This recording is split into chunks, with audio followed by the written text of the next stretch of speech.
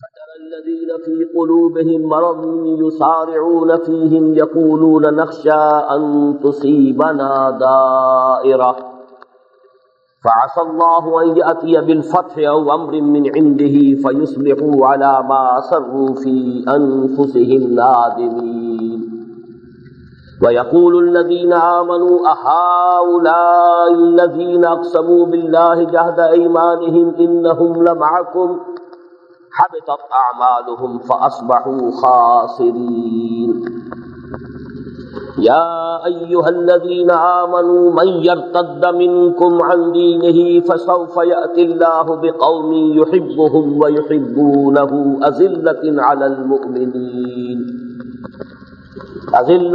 المؤمنين أعزة على الكافرين يجاهدون في سبيل الله ولا يخافون لومة لائم ذلك فضل الله يؤتيه من يشاء والله واسع عليم انما وليكم الله ورسوله والذين آمنوا الذين يقيمون الصلاة ويؤتون الزكاة وهم راكعون ومن يتول الله ورسوله والذين آمنوا فإن حزب الله هم الغالبون صدق الله العظيم رب اشرح لي صدري ويسر لي امري واحلل عقدة من لساني يفقهوا قولي اللهم ربنا الهمنا رشدنا واعذنا من شرور انفسنا اللهم ارنا الحق حقا وارزقنا اتباعه وارنا الباطل باطلا وارزقنا اجتنابه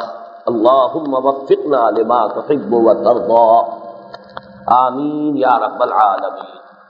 معزز حاضرین اور محترم خواتین، آج یہ بات ہمارے معمول کے اعتبار سے خاصی مختلف ہے کہ پہلے ہی اعلان کر دیا گیا ہے کہ میری آج کی یہ گفتگو 2 گھنٹے پر محیط ہو۔ اس کے باوجود واقعہ یہ ہے کہ میں محسوس کر رہا ہوں کہ جو باتیں میں آج آپ کے گوش گزار کرنا چاہتا ہوں، اندیشہ ہے کہ شاید ان 2 گھنٹوں میں بھی میں ان کو صحیح طور پر بیان نہ کر پاؤں۔ لہذا آپ حضرات سے بھی استدعا ہے کہ دعا کریں کہ اللہ تعالیٰ مجھے اس کی توفیق دے کہ اپنے معافی ضمیر کو آپ کے سامنے اختصار کے ساتھ لیکن جامعیت کے ساتھ کہ اس کا کوئی پہلو جو ہے وہ تشنہ نہ رہ جائے پیش کر سکیں۔ البتہ یہ وعدہ ہے، یہ اندیشہ نہ رکھیں کہ میں 2 گھنٹے سے تجاوز کروں گا، یہ وعدہ ہے کہ 2 گھنٹے سے بہرحال تجاوز نہیں ہوگا۔ آج کے اصل مضمون سے پہلے میں چاہتا ہوں کہ 3 تمہیدی باتیں آپ کے گوش گزار کر دوں، کیونکہ میری ساری گفتگو قرآن مجید کی ان آیات کے حوالے سے ہے جو ابھی میں نے تلاوت کی ہے۔ یہ 6 آیات ہیں جن پر سورہ مائدہ کا 8واں رکوع مشتمل ہے۔ تو ان کے ضمن میں جو باتیں مجھے عرض کرنی ہے اس کے لیے مناسب ہے کہ مطالعہ قرآن کے ضمن میں بعض اصول جو بار بار میرے دروس میں تو بیان ہوتے ہیں، اجمالاً ان کا تذکرہ اس وقت بھی ہو جائے گا۔ پہلی بات قرآن مجید کی ترتیب کے اسلوب سے متعلق ہے کہ اس میں 3 آیتیں کم سے کم ہے کسی صورت میں، اور حسن اتفاق سے 3 ہی صورتیں ہیں کہ جو 3 آیات پر مشتمل ہیں، اور تینوں اپنی اپنی جگہ پر ایک موضوع پر نہایت جامع ہے۔ سورۃ العصر 3 آیات، اور امام شافعی کے اقوال کو ہم نے الحمدللہ کہ بہت عام کیا ہے، لو تدبر الناس هذه السورۃ لوسعتهم۔ قرآن مجید کی ہدایت کے خلاصے پر مشتمل ہونے کے اعتبار سے یہ سورہ مبارکہ اتنی جامع ہے کہ امام شافعی فرماتے ہیں کہ اگر لوگ صرف اس ایک سورت پر تدبر کر لیں، غور و فکر کر لیں، تو یہ ان کے لیے کافی ہو جائے۔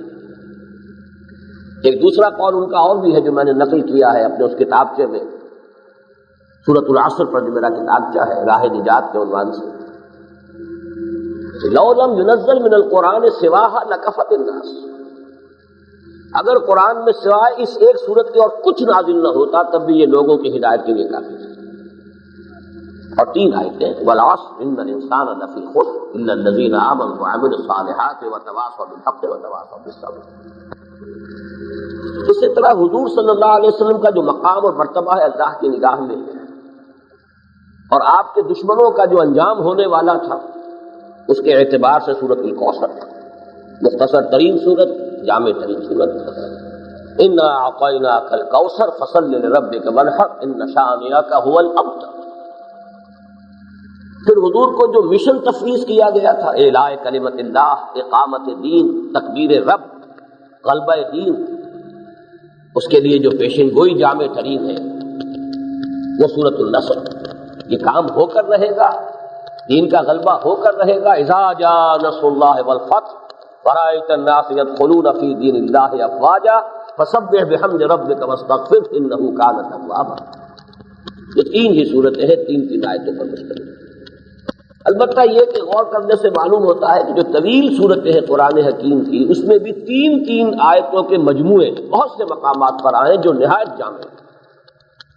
اب اس کی میں زیادہ مثالیں نہیں دوں گا، اصل میں آج کا جو ہمارا یہ بیان ہے وہ سورہ مائدہ میں جو 6 آیتیں ہیں وہ بھی تین تین آیتوں کے 2 گروپوں کی شکل میں۔ یہی وجہ کہ پہلے آغاز ہوتا ہے یا ایھا الذین آمنوا، 3 آیتیں مکمل ہو کر پھر جب شروع ہوتی ہے بات یا ایھا الذین آمنوا، معلوم ہوا کہ ایک بات پہلی 3 آیتوں میں مکمل ہو گئی اور دوسری بات دوسری 3 آیتوں میں مکمل ہو گئی۔ اسی کے حوالے سے وہ بات بھی ذہن میں رکھیے کہ نماز میں کم سے کم جو قرات ہوتی ہے وہ 3 آیات کی ہوتی ہے، تو یہ بھی در حقیقت چیزیں آپس میں ملتی جلتی ہیں۔ دوسری بات یہ کہ قرآن مجید پر غور کرنے کے لیے، اس کے مفہوم کو سمجھنے کے لیے 2 پہلو اس کے سامنے رہنے چاہیے۔ قرآن مجید چونکہ نازل ہوا ہے ایک خاص پس منظر میں، واقعاتی پس منظر، ٹائم اینڈ سپیس کا ایک خاص کانٹیکسٹ ہے۔ آج سے لگ بھگ 1400 برس قبل 22 برس کے دوران یہ قرآن نازل ہوا، کل کا کل حجاز میں نازل ہوا۔ بہت سے واقعات تھے اس وقت کے کہ جو پس منظر میں ہیں ان آیات کے جو نازل ہو رہی ہیں۔ پھر بحیثیت مجموعی پوری قوم جو مخاطب اولین تھی، اس کے نظریات کیا تھے، عقائد کیا تھے، معمولات کیا تھے، رسومات کیا تھی، ان کے حالات اور واقعات کیا تھے، اس کے حوالے سے اس کو کہتے ہیں تعویل خاص، اس خاص کانٹیکسٹ میں رکھ کر قرآن کو سمجھنا۔ یعنی یوں سمجھیے کہ جب یہ آیت نازل ہوئی تو اس وقت کیا مفہوم لوگوں نے سمجھا۔ ظاہر بات ہے کہ اس وقت جو لوگوں کی ایک خاص ذہنی سطح تھی، وہ تاریخ، جغرافیہ، سائنس، کیمسٹری، فزکس، جو بھی علوم ہے ان کے بارے میں جو بھی کچھ ان کے پاس معلومات تھی، اس کی ایک خاص سطح تھی، اس سے آگے تو نہیں۔ تو تعویل خاص میں یہ دیکھا جائے گا اس وقت لوگوں نے کیا سمجھا۔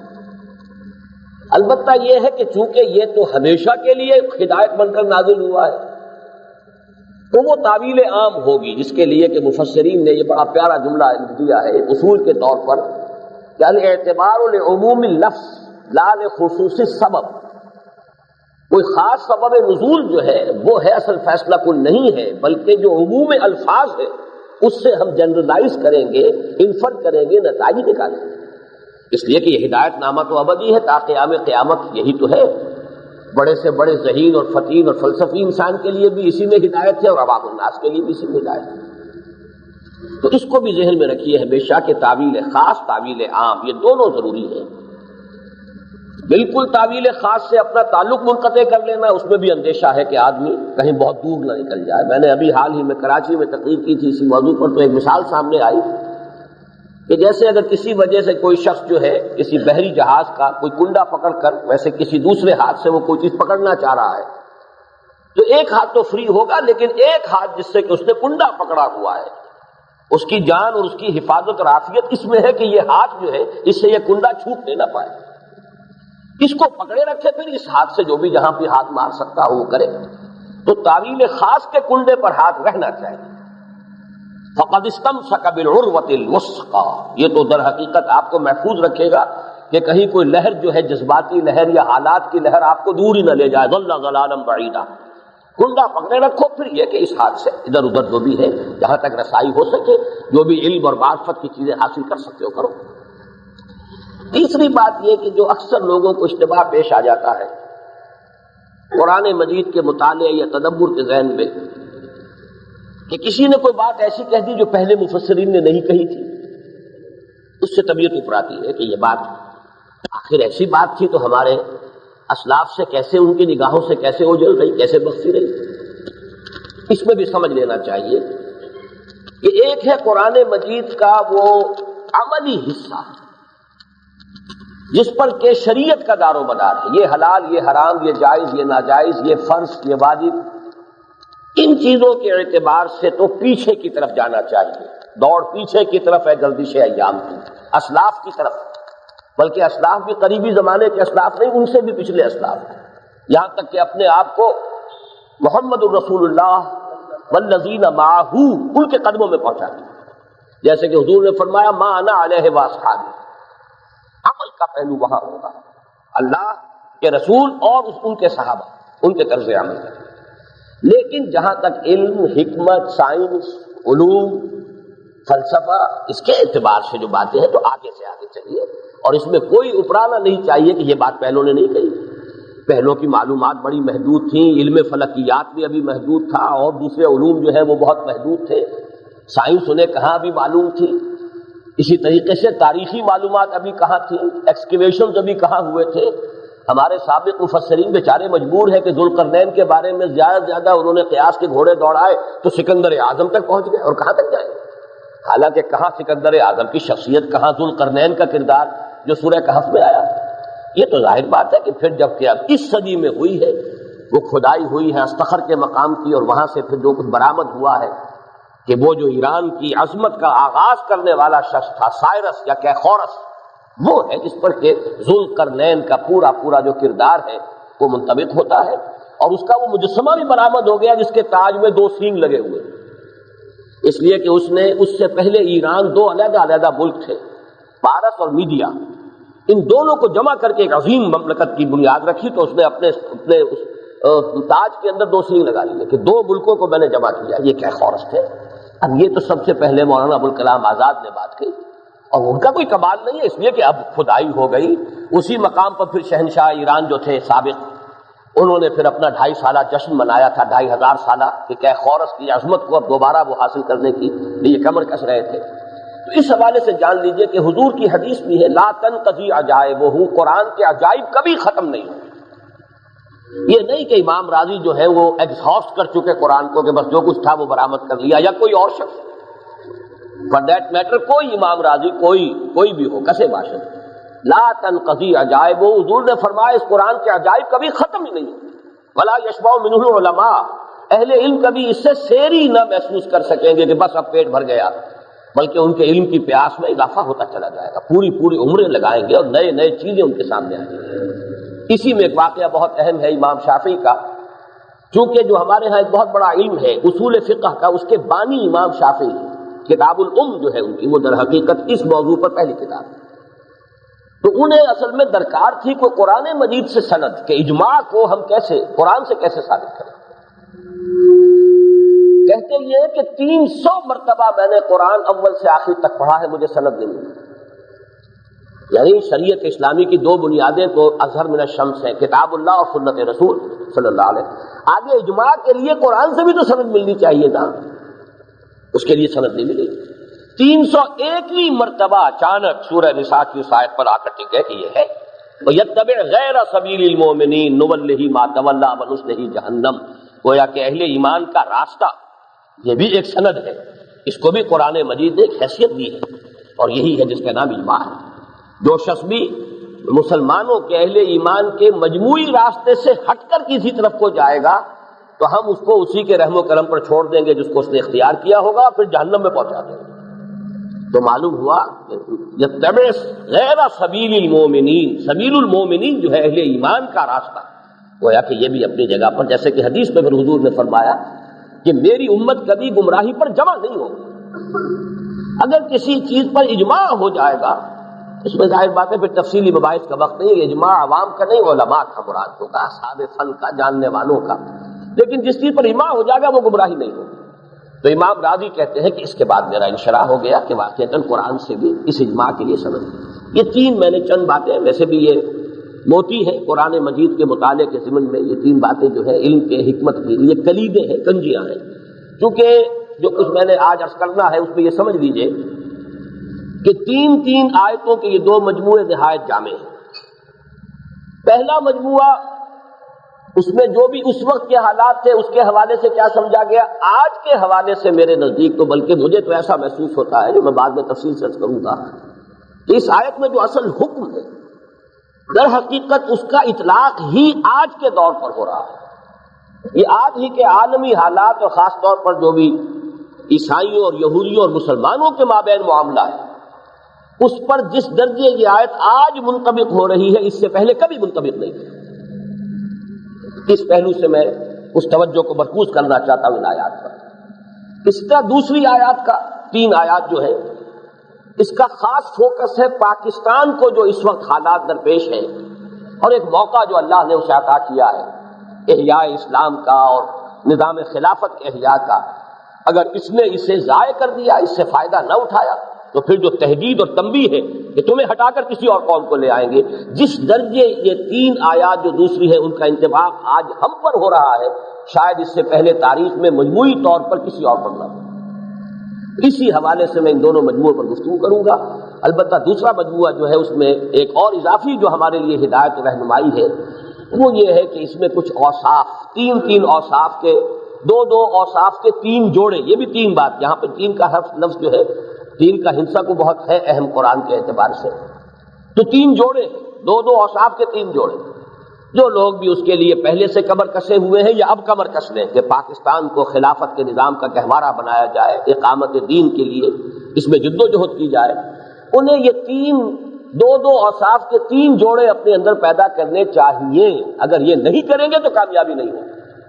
یہ گویا کہ دوسری 3 آیات کا جو مجموعہ ہے اس میں ہمیں ایک اضافی ہدایت یہ ملتی ہے۔ اب آئیے بسم اللہ کہ پہلا جو اس کا مجموعہ ہے اس پر ہم غور کریں۔ یا ایھا الذین آمنوا لا تتخذوا اليہود والنصارى اولیاء، اہل ایمان یہودیوں اور عیسائیوں کو اپنا دوست مت بناؤ۔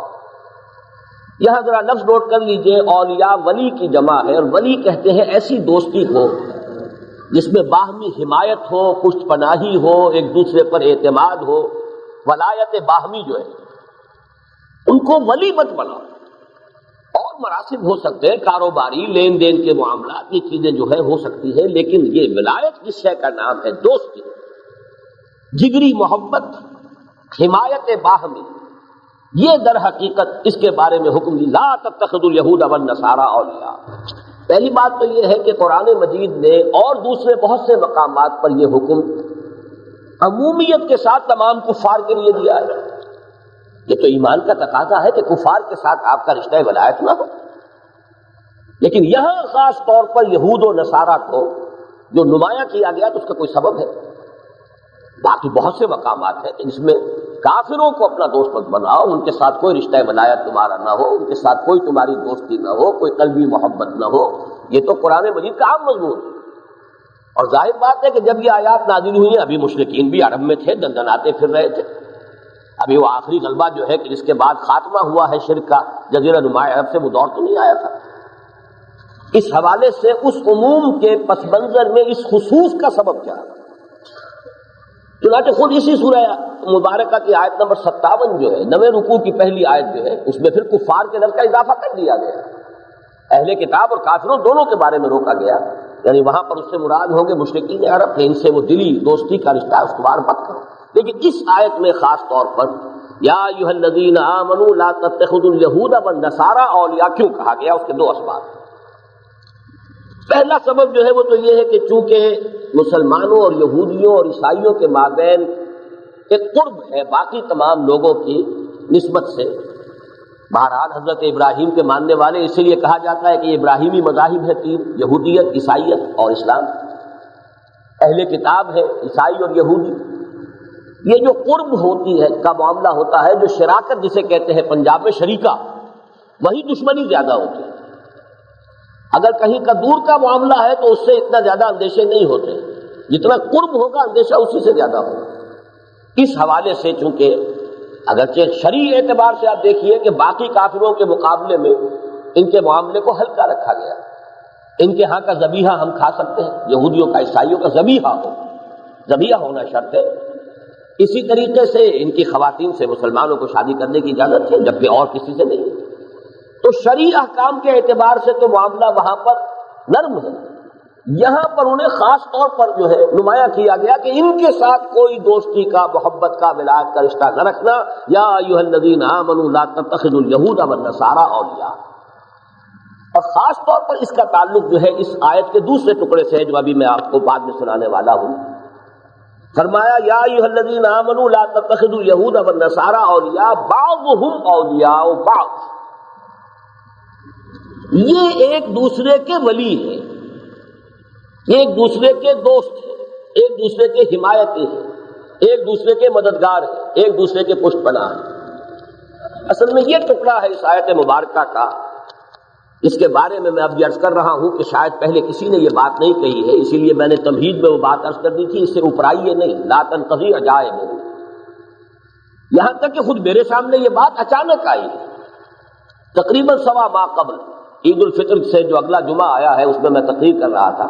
اسی آیت مبارکہ پر میں نے خاص طور پر جو ہے توجہ کی تو میں حیران ہو گیا کہ اس پر میرا ذہن خود پہلے اس سے کبھی منتقل نہیں ہوا کہ بعضهم اولیاء بعض. یہ تو وہ بات ہے کہ جو اس صدی میں اور بتمام و کمال تو اب آ کر پوری ہوئی ہے. جس وقت قرآن نازل ہوا یہ واقعہ تھا ہی نہیں. یوں سمجھیے کہ پورے 1900 برس یہودیوں اور عیسائیوں میں دشمنی رہی، دوستی کب رہی ہوگی؟ یہ تو اچانک ذہن منتقل ہوا. یہ پیشن گوئی ہے، یہ در حقیقت نزول قرآن کے وقت مطابق واقعہ بات نہیں ہے. یہ پیشن گوئی ہے کہ جو در حقیقت اس دور میں آ کر پوری ہوئی ہے، ورنہ اس سے پہلے تو اگر غور کیا جائے تو یہ تو آپ کہہ سکتے پوٹینشلی کوئی شے ہو، جیسے کہ آم کی گٹھلی میں آم کا پورا درخت ہے پوٹینشلی، یا اللہ تعالیٰ نے اپنے اس علم کامل کی بنا پر یہ بات کہی ہے کہ جس کا اللہ کا علم تو ماضی اور حال چونکہ سب کو محیط ہے تو مستقبل کے اعتبار سے یہ بات کہی ہے.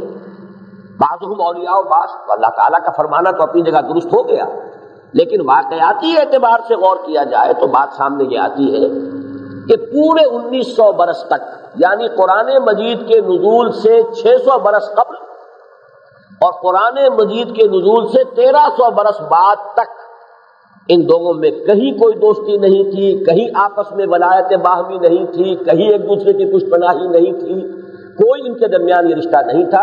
یہ رشتہ تو 14ویں صدی ہجری میں شروع ہوا ہے اور 15ویں صدی ہجری کے آغاز میں اپنے نقطۂ عروج کو پہنچا ہے. یہ دوسری بات ہے کہ 20ویں صدی عیسوی کو آپ یہ کہہ سکتے ہیں کہ اس کے آغاز میں اس کا ظہور ہوا ہے، اور اس کا جو آخری حصہ ہے جس میں ہم اس وقت بیٹھے ہوئے ہیں اس میں اس کی تکمیل ہوئی. میں نے سوچا کہ خود میرا ذہن پہلے ادھر کیوں نہیں منتقل ہوا، تو مجھے جو اس کی توجیہ جو سمجھ میں آئی وہ یہ تھی کہ چونکہ جب سے ہم نے ہوش کی آنکھ کھولی ہے تو ہمارے سامنے تو یہی ہے کہ ان کی دوستی ہے، تو ہمارا ذہن تو ظاہر بات ہے منتقل نہیں ہو سکتا تھا، وہ تو بالکل مطابق واقعہ ہے. ہم نے تو آنکھ کھولی تو یہی دیکھا کہ یہودی اور عیسائی آپس میں شیر و شکر ہیں، آپس میں ایک دوسرے کے دوست ہیں، آپس میں ان لوگوں کے معاہدے ہیں، آپس میں ایک دوسروں کے لیے تعاون ہے. اس لیے ہمارے لیے تو در حقیقت جو بھی ہمارے شعور کی زندگی ہے اس میں تو یہ واقعے کے مطابق ہے. جو بات میں کہہ رہا ہوں وہ تو یہ ہے کہ نزول قرآن کے وقت اور اس کے بعد بھی 1300 برس تک یہ بات واقعے کے مطابق نہیں تھی، در حقیقت اسی اعتبار سے اسے پیشن گوئی قرار دیا جانا چاہیے. چنانچہ خود قرآن مجید میں 3 مقامات جو ہیں وہ میں نے نوٹ کیے ہیں. سورہ بقرہ کی آیت نمبر 113 میں فرمایا وقالت اليہود لیست النصارى علی شیء وقالت النصارى لیست اليہود علی شیء. سیدھی سیدھی بات، یہودی کہتے ہیں کہ نصارہ کی کوئی بنیاد نہیں، بے بنیاد ہے، ان کی کوئی حیثیت ہی نہیں، ان کی نفی کرتے ہیں. اور عیسائی کہتے ہیں یہودیوں کی کوئی بنیاد نہیں، بے بنیاد ہے، ان کی کوئی اساس ہی نہیں. تو معلوم ہوا کہ ایک دوسرے کی نفی. ظاہر بات ہے کہ حضرت مسیح علیہ السلام کو جنہوں نے کافر قرار دیا، مرتد قرار دیا، اپنے بس پڑتے سولی پر چڑھا دیا، تو حضرت مسیح کے ماننے والوں کے ساتھ ان کی کوئی دوستی کیسے ہو سکتی ہے؟ ماننے والوں میں وہ بھی تھے کہ جنہوں نے بہرحال انہیں اللہ کا ایک بندہ اور اللہ کا رسول سمجھا، جیسے کہ ہم محمد رسول اللہ کے بارے میں گواہی دیتے ہیں وَنَشْهَدُ أَنَّ مُحَمَّدًا عَبْدُهُ وَرَسُولُهُ. پھر ماننے والے غلو میں اتنے مبتلا ہو گئے کہ انہوں نے خدائی میں شریک. اس حوالے سے قالت اليہود لیست النصارى علی شیء وقالت النصارى لیست اليہود علی شیء. اسی طرح آج ہی میں نے دیکھا، پھر میں حیران ہو گیا کہ چوتھا ایک اصول بھی یہاں پر آ جائے. میں نے بارہا کہا ہے کہ اہم مضامین قرآن مجید میں کم سے کم 2 جگہ ضرور آتے ہیں، اور تھوڑا سا یا تو لفظی فرق ہوگا یا تھوڑا سا ترتیب کا فرق ہوگا. سورہ مائدہ ہی کی آیت نمبر 14 اور سورہ مائدہ ہی کی آیت نمبر 64 میں 50 آیات کے فصل سے یہ الفاظ موجود ہے، وَأَغْرَيْنَا بَيْنَهُمُ الْعَدَاوَةَ وَالْبَغْضَاءَ، اور سورہ اسی کے آیت نمبر 64 میں وَأَلْقَيْنَا بَيْنَهُمُ الْعَدَاوَةَ وَالْبَغْضَاءَ، ایک لفظ کا فرق ہے، اغرینا اور القینا، ہم نے ان کے مابین دشمنی اور بغض اور عداوت ڈال دی، بلکہ دونوں جگہ ہے الی یوم القیامہ، قیامت کے دن تک کے لیے۔ اس سے میں یہ نتیجہ نکال رہا ہوں، اور جو میرے سابقہ جو بھی اس موضوع پر جو میری آراء سامنے آتی رہی اس سے کامل مطابقت رکھنے والی بات ہے وہ یہ کہ یہ بڑی عارضی سی بات ہے، یہ جلدی ختم ہو جانے والی شے ہے، عارضی فنومینن ہے، اصل قاعدہ کلیہ وہی ہے، اغرینا بینہم العداوۃ والبغضاء الی یوم القیامہ، اغرینا بینہم العداوۃ والقینا بینہم العداوۃ والبغضاء الی یوم القیامہ، قاعدہ کلیہ یہی ہے۔ اور قیامت کے قریب ہی کہ چونکہ یہ معاملہ ہو رہا ہے لہذا اس کا اصل ظہور جو ہے دشمنی کا وہ سامنے آ جائے گا، جبکہ حضرت مسیح کے ہی ہاتھوں یہ یہودی جو ہے ختم ہوں گے، اور ان کا جو بھی آخری جو باسی کڑھی میں ابال آ رہا ہے اس کا جو خاتمہ ہوگا، ان کا جو استیصال ہوگا وہ حضرت مسیح علیہ السلام ہی کے ہاتھ سے ہوگا۔ بہرحال اس پس منظر میں دیکھیے کہ یہود اور نصارہ کی جو باہمی دشمنی ہے اس کی میں نے کچھ تھوڑی سی تاریخ کے جو اہم نکات ہیں نوٹ کیے ہیں، انہیں میں آپ کے سامنے بھی پیش کر رہا ہوں۔ سب سے پہلے تو نزول قرآن سے قبل کے 600 برس جو میں نے عرض کیا اس کو 2 حصوں میں تقسیم کر لیجیے۔ پہلے 300 برس تک عیسائی جو ہے وہ 2 اعتبارات سے پرسیکیوٹڈ تھے۔ اول تو یہ کہ جو بت پرست رومی تھے ان کا تشدد تھا ان پر سخت، اور یہودی اگرچہ یہودی بھی پرسیکیوٹڈ تھے رومیوں کے ہاتھوں، لیکن یہودی پھر بھی اپنی چالاکی سے کہیں نہ کہیں کوئی جگہ بنا لیتے تھے، تو وہ بھی جہاں ان کا بس چلتا تھا، ظاہر بات ہے حضرت مسیح کے ماننے والے ان کے نزدیک کافر تھے، مرتد تھے، ایک ایسے شخص کو نبی ماننے والے یا خدا ماننے والے جو ان کے نزدیک کافر اور مرتد تھا، وہ دشمنی تو ان کی تھی۔ تو 300 برس تک تو عیسائی جو ہے وہ یہودیوں کے ظلم و ستم کا نشانہ بھی بنے، اور یہ 300 برس ہوئے جن میں ابھی بڑی تعداد میں وہ لوگ موجود تھے جو صحیح معنی میں حضرت عیسیٰ کے پیروکار تھے، توحید پر کاربند۔ چنانچہ انہی میں سے تھے وہ اصحاب کہف جو صرف جان بچانے کے لیے جو ہے وہ ایک غار میں جا کر چھپ گئے تھے۔ وہ رومی ایمپرر جو تھا در حقیقت اس کے چیلنج کے بعد اور اس کے الٹیمیٹم کے بعد کہ اتنے دنوں کے اندر اگر باز نہیں آئے اپنے عقیدے سے تو تمہیں جو ہے سولی چڑھا دیا جائے گا یا رجم کر دیا جائے گا، تو وہ بیچارے گئے، انہوں نے جا کر ایک غار میں پناہ لی۔ تو پہلے 300 برس کا معاملہ تو یہ ہے کہ یہودیوں کے ہاتھوں بھی پٹائی ہوتی تھی عیسائیوں کی، اور جو بت پرست رومی تھے ان کے ہاتھوں میں۔ البتہ اس کے بعد ایک انقلاب آ گیا۔ 4 صدی عیسوی کے آغاز میں سلطنت روما نے عیسائیت اختیار کر لی۔ اب عیسائیت جو ہے وہ گورننگ ریلیجن بن گیا۔ اب ان کے ہاتھوں پہ جو پٹائی یہودیوں کی ہوئی ہے جو ظاہر باتیں ہونی تھی، جو ان کے خدا کو سولی دینے والے تھے، یا یہ کہ جو بھی ان میں سے صحیح العقیدت تھے جو ان کے نبی اور رسول کو سولی دینے والے تھے، کیونکہ یہ عقیدہ تو عیسائیوں کا بھی تھا کہ سولی چڑھ گئے حضرت مسیح۔ یہ تو قرآن نے آ کے بیان کیا نا کہ وما صلبوہ وما قتلوہ، جو بھی سولی چڑھا ہے وہ حضرت مسیح نہیں تھے بلکہ وہ تو کوئی اور تھا۔ لیکن یہ کہ عیسائی تو آج تک بھی یہی سمجھتے ہیں کہ حضرت مسیح ہی سولی چڑھا دیے گئے۔ تو جنہوں نے سولی چڑھایا اب ان کے خلاف غصہ اور جو بھی ان کے خلاف نفرت ہونی چاہیے وہ بالکل منطقی بات ہے۔ تو بقیہ 300 برس جو ہے اس نزول قرآن سے قبل کے، ان میں پھر یہودی جو ہے شدید ترین پرسیکیوشن کا شکار رہے۔ البتہ اس عرصے میں بھی اگر کہیں ان کا داؤ چل گیا تو انہوں نے پھر عیسائیوں کے ساتھ وہی کچھ کیا ہے جو وہ اس سے پہلے کرتے آئے تھے۔ چنانچہ اس کے ضمن میں نوٹ کیجئے کہ یہ حضور صلی اللہ علیہ وسلم کی ولادت سے کل 50 برس قبل کا واقعہ ہے۔ اتفاق ایسا ہوا کہ یمن میں یہودی حکومت قائم ہو گئی، یہ تھوڑے سے عرصے کے لیے قائم ہوئی ہے، حمیر۔ وہاں کا بادشاہ ذو نواس، اس نے نجران پر حملہ کیا جو عیسائیت کا ایک بہت بڑا مرکز تھا، قتل عام کیا، بے شمار لوگوں کو وہ خندق آگ کی کھدوا کر ان میں زندہ جلایا۔ یہ اصحاب الاخدود والسماء ذات البروج والیوم الموعود وشاہد ومشہود قتل اصحاب الاخدود النار ذات الوقود اذ هم علیہا قعود وهم علی ما یفعلون بالمؤمنین شہود۔ یہ سارا واقعہ اصحاب اخدود کا جو ہے یہ حضور کے ولادت سے کل 50 برس کے لگ بھگ جو ہے قبل یہ ہوا ہے، نجران میں ہوا ہے، اور 20,000 کے قریب عیسائی جو ہے یہودیوں نے زندہ جلائے ہیں یا ویسے حالات۔ تو یہ تو دشمنی ان کی چلی آ رہی ہے۔ اس میں بھی 1300 برس تک مسلسل عیسائیوں کے ہاتھوں یہودیوں کی پٹائی ہوئی، یہاں تک کہ ایک واقعہ میں آپ کو نوٹ کرا دینا چاہتا ہوں کہ جب حضرت عمر رضی اللہ تعالیٰ عنہ کے عہد خلافت میں سن 15 ہجری میں یا 636 عیسوی میں اللہ نے یروشلم فتح کرا دیا، اور یہ فتح ہوا ہے ایک معاہدے کے تحت، انہوں نے خود دروازے کھولے ہیں، معاہدہ ہوا ہے۔ تو عیسائیوں نے یروشلم کا چارج حضرت عمر کو دیتے ہوئے یہ شرط منوائی ہے کہ یہاں یہودیوں کو اجازت نہیں دی جائے گی آباد ہونے کی، یہ ان کی طرف سے شرط تھی جو حضرت عمر نے تسلیم کی۔ تو اگرچہ اس معنی میں تو اوپن سٹی قرار دیا حضرت عمر نے کہ یہاں عیسائی بھی آئیں، یہودی بھی آ سکتے ہیں، ورنہ اس سے پہلے تو سن 70 عیسوی کے بعد سے لے کر اور سن 636 عیسوی تک 550 برس تک یہودی وہاں داخل نہیں ہو سکتے، اور سن 70 عیسوی میں ہی وہ ہیکل سلیمانی جو ہے سیکنڈ ٹیمپل جو تھا، پہلا تو ہے وہ تو نبوکدنضر کے ہاتھوں جو ہے وہ ختم ہوا تھا، وہ تو کوئی حضرت مسیح سے 600 برس قبل کی بات ہے۔ جو سیکنڈ ڈسٹرکشن ہوئی ہے، دوسری مرتبہ جو یہ ہیکل جو ہے منہدم کیا گیا ہے، یہ سن 70 عیسوی میں ٹائٹس رومی کے ہاتھوں میں، اور اسی وقت سے یہ وہاں سے بے دخل کیے گئے ہیں۔ اس وقت سے ان کا زمانہ کہلاتا ہے ڈایاسپورا کا دور۔ تو اس ڈایاسپورا کے دور میں داخل نہیں ہو سکتا تھا کوئی یہودی یروشلم میں، حضرت عمر کے زمانے سے آنے کی اجازت ملی ہے، آباد ہونے کی اجازت تب بھی نہیں تھی۔ آباد ہونے کی اجازت تو 1917 میں ہوئی ہے، وہ میں بات کرتا ہوں۔ بہرحال یہ مسلسل یہودیوں کی پٹائی یورپ میں، بات پھر دوبارہ عرض کر رہا ہوں اگرچہ میں نہیں چاہتا تکرار کرنا وقت کی کمی کے پیش نظر، کہ ایک ایسی قوم جس نے کہ رفتہ رفتہ حضرت مسیح کو الوہیت میں شامل کر دیا۔ پہلے تو وہ لوگ تھے جو توحید کے قائل تھے، حضرت مسیح کو ایک انسان، اللہ کا ایک بندہ، اللہ کا ایک نبی، ایک رسول سمجھتے تھے۔ ہوتے ہوتے تو اب عیسائیت جو ہے وہ در حقیقت وہ تثلیث کے عقیدے پر ان کا اجماع ہو چکا ہے، اور گویا کہ اقانیم ثلاثہ میں سے ایک اقلوم کی حیثیت سے حضرت مسیح بھی۔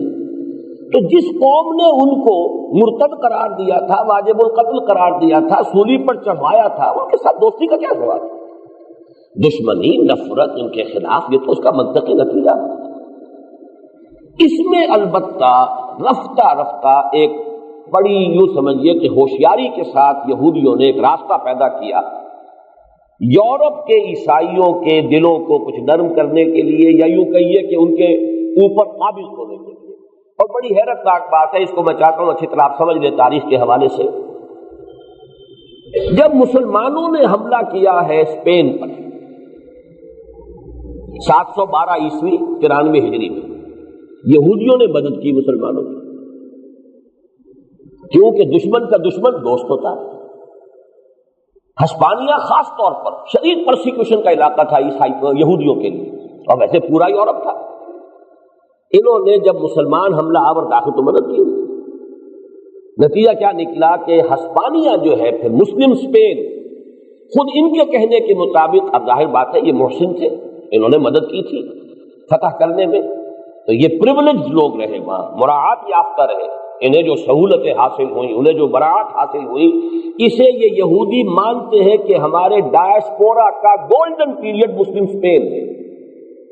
وہاں جو عروج حاصل ہوا، وہاں جو آزادیاں حاصل ہوئیں، وہاں جو انہیں مواقع ملے، یہ ان کا گولڈن پیریڈ ہے ڈایاسپورا کا، خود اپنے قول کے مطابق۔ پوری دنیا میں کہیں اور نہ امن تھا ان کے لیے، نہ سکون تھا، نہ چین، ہر جگہ نفرت، ہر جگہ تشدد، پرسیکیوشن، سوائے ایک مسلم اسپین۔ یہاں سے انہوں نے عیسائی یورپ کی پشت میں نقب لگائی، اور وہ نقب کس طور سے لگائی؟ جیسے جیسے اسلام کی تعلیم اور علم کا احیاء جو مسلم اسپین میں ہوا مسلمانوں کے ہاتھوں، یہ جیسے جیسے اسپین سے مختلف یورپی ممالک کی طرف اس کی رو چلی ہے، اس میں 3 چیزیں انہوں نے مزید شامل کر دی۔ یوں سمجھیے کہ جو چیز اعتدال کے ساتھ اسلام میں ہے، اس میں ایک انتہائی رنگ پیدا کر دیا۔ وہ کیا؟ آزاد خیالی، ہر شخص کو پورا اختیار ہونا چاہیے، جو چاہے وہ مانے، جو چاہے بیان کرے۔ نتیجہ کیا نکلا کہ عیسائی یورپ پر عقیدے کی گرفت کمزور ہو گئی، اس سے انہوں نے فائدہ اٹھایا۔ نمبر 2، آزادی عمل، فریڈم آف ایکشن. نتیجہ کیا نکلا؟ اخلاقی آوارگی. اسی چیز کو، چیز اچھی ہے، آزادی بڑی اچھی ہے، لیکن آزادی بھی کچھ حدود کی پابند ہونی چاہیے. معدن کے اندر آزادی تو بہرحال کوئی اچھی شے نہیں ہے، آزادی کچھ حدود کے اندر، پابندی کے ساتھ آزادی. جب مجرد آزادی، مطلق آزادی ہوگی تو وہ تو مجھے اب یاد آ رہے ہیں وہ اشعار کہ جو اکبر الہ آبادی نے کہے تھے انگریز کے دور میں کہ گورنمنٹ کی خیر یارو بناؤ، گلے میں جو آئے وہ تانے اڑاؤ. کہاں ایسی آزادیاں تھی میسر، ان الحق کہو اور پھانسی نہ پاؤ. یہی تو کیا تھا غلام احمد قادیانی نے جب دعوی نبوت کیا ہے، اور جب اس کا خط پہنچا ہے امیر دوست محمد والی کابل کے پاس، اس نے جواب میں ایک جملہ لکھ کے بھیجا، ایجا بیا، یہاں آ کے کرو ذرا دعوی نبوت کا، پھر تمہیں پتہ چلے کہ نبوت کا دعویٰ کرنے کا مطلب کیا ہے. ایجا بیا، یہ خط کیوں بھیج رہا ہو، خود آؤ نا. تو انگریز کی گود میں بیٹھ کر تو جو چاہو دعوے کرو. تو گورنمنٹ کی خیر یارو مناؤ، گلے میں جو آئیں وہ تانے اڑاؤ. کہاں ایسی آزادیاں تھی میسر، ان الحق کہو اور پھانسی نہ پاؤ. یہی در حقیقت وہ نقطہ ہے آزادی رائے، لہذا جو چاہو، اور آزادی اظہار، جو چاہو بکو. آزادی عمل، چاہے ننگے ہو کر سڑکوں پہ نکل آؤ، آزادی عمل. اس سے اخلاقی آوارگی اور جنسی جو آوارگی کا طوفان ہے وہ یورپ میں پیدا کیا یہودیوں نے. اور تیسری چیز تھی آزاد معیشت، فری اکانومی، جس کے راستے سے سود کے اوپر جو پابندی تھی وہ ختم کروا دی. یہ لقب ہے، یہ تین ان کے ہتھیار تھے جن سے انہوں نے جو کرسچین یورپ ہے اس کو زیر کیا ہے. اور ہوتے ہوتے پھر صورت وہ بن گئی جس کے علامہ اقبال مشاہدہ کر آئے تھے اس صدی کے آغاز میں، فرنگ کی رگے جاں پن گئے یہود میں. یہ تبدیلی ہوئی ہے یوں سمجھیے تقریباً 1300 برس کے دوران. مذہبی سطح پر یہودی رہا پرسیکیوٹڈ، لیکن اندر ہی اندر ان تین ذرائع سے انہوں نے، اور خاص طور پر نوٹ کر لیجئے جو پروٹیسٹنٹ عیسائیت تھی، جو در حقیقت انہی تین چیزوں کا ایک نتیجہ تھی. عیسائیت میں جو نتیجہ ظاہر ہوا، آزادی خیال، آزادی عقیدہ، آزادی قول، آزادی عمل، یہ سب جو ہے اسی کے حوالے سے پروٹیسٹنٹزم جو ہے پیدا ہوا. تو یہ آلہ کار بنا ہے یہود کا.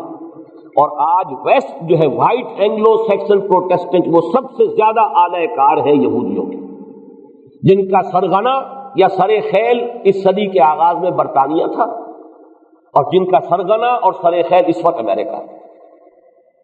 یہ میں نے آپ سے عرض کیا ہے کہ یہ تقریباً 1300 برس میں تدریجاً یہ تبدیلی پیدا ہوئی ہے.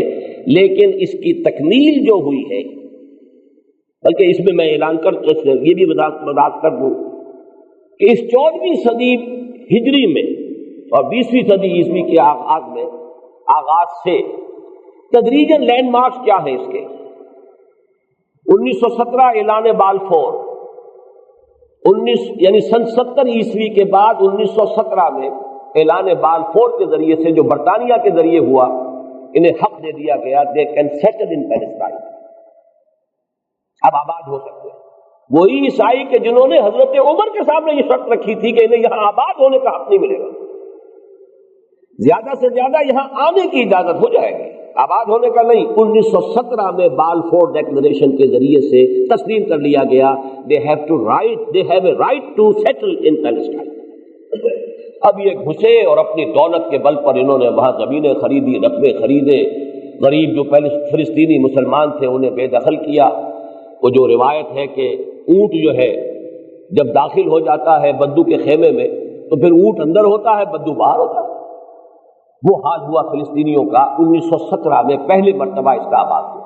1948 میں اسرائیل کی ریاست وجود میں آ گئی، اور یہ آئی اب یو این او کے ذریعے، وہ یو این او کے جو تقریباً اعلی کار ہے امریکہ، اس لیے کہ ویسٹ کی قیادت اس عرصے میں تبدیل ہو چکی ہے برطانیہ سے امریکہ کی. 1967 میں اس اسرائیل نے اپنی حدود کی توسیع کی. 1973 میں جبکہ کم سے کم مصریوں نے اپنی 1967 کی شکست کا کلنک کا ٹیکہ دھو دیا تھا، بار لیو لائن کراس کر لی، پھر تاریخ انسانی میں اسے کہا گیا تھا ایئر برج قائم ہوا ہے. امریکہ سے اسلحہ لے لے کر ہوائی جہاز جس تعداد میں آئے ہیں فلسطین یہ اسرائیل ان کی مدد کے لیے، وہ بالکل کہتے ہیں جیسے کہ کوئی پل بن گیا ہو. یعنی اگر ایک ایک دو منٹ کے بعد ایک ایک جہاز اڑ رہا ہے تو وہ تو گویا کہ اگر آپ دیکھیں گے تو فضا جو ہے وہ گویا کہ امریکہ سے لے کر اور اسرائیل تک وہ ایک پل بنا ہوا آپ کو نظر آئے گا. اسے ایئر برج کہا گیا تھا اور اس کے ذریعے سے اتنی بڑی مقدار میں اسلحہ پہنچایا گیا تب کہیں جان بچی تھی، ورنہ گولڈا مائر نے یہ لکھا ہے خود اپنی خود نویس سوانح حیات میں کہ میں نے خودکشی کا فیصلہ کر لیا. That's the end of the game. ختم ہو گیا ہمارا کھیل. اسرائیل تو ختم ہو گیا، بارلی لائن کراس کر کے مصری آگے آ گیا. لیکن یہ کہ امریکہ نے اسے بچایا. یہ لینڈ مارکس ہے اس صدی کے. یہ 4 سن ذہن میں رکھیے: 1917، 1948، 1967، پھر 1973. لیکن اس عمل کی اب جو آخری سٹیج ہے تکمیل کب ہوئی ہے؟ عیسائیت کا اور یہودیت کا گٹھ جوڑ اب کیسے مکمل ہوا ہے؟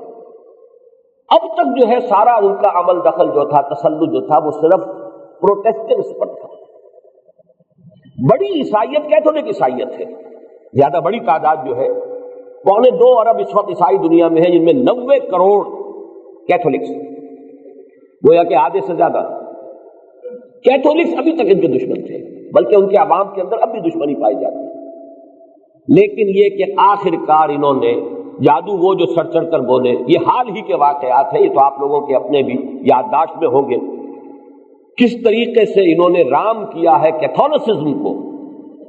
پہلے تو پوپ صاحب سے ایک ڈکری حاصل کر لی، ایک فرمان حاصل کر لیا کہ عیسیٰ کو سولی دینے کے یہودی مجرم نہیں ہیں. 1950 برس تک جو بات کہتے رہے. بہرحال تو پوپ کو تو حق حاصل ہے، وہ تو امام معصوم ہے، جو چاہے کہہ دے، غلطی تو وہ کر ہی نہیں سکتا. لہذا اسے تو اختیار اس کا مطلق حاصل ہے، تاریخ بدل دی. بری ہو گئے یہودی حضرت عیسیٰ کو سولی دینے سے، تاریخ بدل دی. وقت کی کمی ہے ورنہ میں اصل میں نہیں رہا جا رہا. عرض کر دوں، میں نے 1962 میں، جبکہ مجھے کم سے کم 10 برس ہو گئے تھے، فلم دیکھنا میں نے بند کر دیا تھا. دیکھا کرتا اپنی نوجوانی میں، ابھی جمعیت سے فعال تعلق سے قبل. 10 برس بعد میں نے پہلی پکچر دیکھی ہے کراچی میں، دی کنگ آف کنگز، اور یہ حضرت عیسیٰ کی لائف پر تھی. اس لیے مجھے بڑی دلچسپی ہو گئی تھی. جیسے جیسے درس قرآن کے ساتھ مناسبت ہوئی، پھر بائبل، خاص طور پر یہ جو گاسپل ہیں چاروں، اور ان میں سے بھی سینٹ میتھیو کی گاسپل، اس سے مجھے ایک بڑی قلبی ایک یعنی انس کی کیفیت پیدا ہوئی. تو مجھے جب موقع ملا، کراچی میں تھا میں اس زمانے میں، 1962 کی بات ہے، تو کنگ آف کنگز پکچر آئی حضرت مسیح کی لائف، میں نے دیکھی. پھر یوں سمجھیے کہ اس کے کوئی، اب یہ ہوا ہوگا اس کے 10-15 سال بعد، امریکہ میں مجھے پھر کچھ خواہش پیدا ہوئی کہ میں وہ پکچر دیکھوں. تو وہاں چونکہ یہ چیزیں ویڈیوز میں مل جاتی، میں نے منگوائی ویڈیو، تو بالکل تبدیل شدہ وہ ساری اور انتہائی گھٹیا بات کر دی گئی کہ اب اس میں کوئی منطق بنتی ہی نہیں. اس لیے کہ جب آپ تاریخ کو بدلیں گے تو سارا چھوڑا کبرا، یا تو پوری تاریخ نئے سرے سے لکھیے، ورنہ یہ کہ اچانک آپ تاریخ کے ایک واقعے کو کہ جو چلا آ رہا ہو لنکس کے ساتھ اس کو بدل دیں گے تو سارا کا سارا معاملہ ختم ہو جائے. بہرحال پہلا کام تو انہوں نے یہ کیا کہ پوپ سے اعلان برات کرا لی کہ یہ یہودی بحیثیت قوم مسیح کو سولی دینے کے مجرم نہیں. اس کے بعد آپ نے حال ہی میں سنا ہوگا ویٹیکان نے اب تسلیم کر لیا ہے اسرائیل کو ایک ریاست کے طور پر. یہ دوسرا قدم ہے. اور ویٹیکان جو کہ ایک چھوٹی سی مذہبی ریاست ہے، اس کا سفارت خانہ اب قائم ہونے والا اور یروشلم میں قائم ہے. اور تیسری خبر میں نے اپنی بعض تقریروں میں پہلے بھی عرض کیا ہے کہ ابھی جو یہ چل رہی تھی مصالحت، جو رات کی خبر ہے کہ طے ہو گئی ہے بات، اور اب دستخط ہونے والے PLO اور اسرائیل کے مابین قاہرہ میں، وہ جو آخری ابھی گفت و شنید ہوئی ہے، تقریباً بات طے ہو گئی. جو بھی طے ہوئی اس کی تفاصیل بعد میں آئے گی. درمیان میں آپ کو معلوم ہے کہ مسجد الخلیل میں جو بھی میسیکر ہوا ہے ایک یہودی ڈاکٹر کے ہاتھوں، اس کی وجہ سے اس گفت و شنید میں تعطل پیدا ہو گیا. دوبارہ اس گفتگو کو شروع کرانے کے لیے امریکہ کی طرف سے PLO پر دباؤ ڈلوانے کے لیے اسحاق رابین گیا کلنٹن سے ملنے کے لیے. وہاں سے واپسی پر درمیان میں سٹاپ اوور کیا ہے روم، اور پاپائے روم کی خدمت میں حاضری دے کر ملاقات فرما کر، اور اسے دعوت دی ہے کہ آپ آئیے یروشلم وزٹ کیجئے، اسرائیل آئیے، اور دعوت قبول ہو گئی. مزید برآں اس نے کوئی شے پیش کی وہ پاپائے روم کو، یہ کہہ کر کہ یہ 6 حاضر ہے، 3000 برس تک تو ہم نے اس کی حفاظت کی ہے، اب اس کی حفاظت آپ کو کرنی ہے۔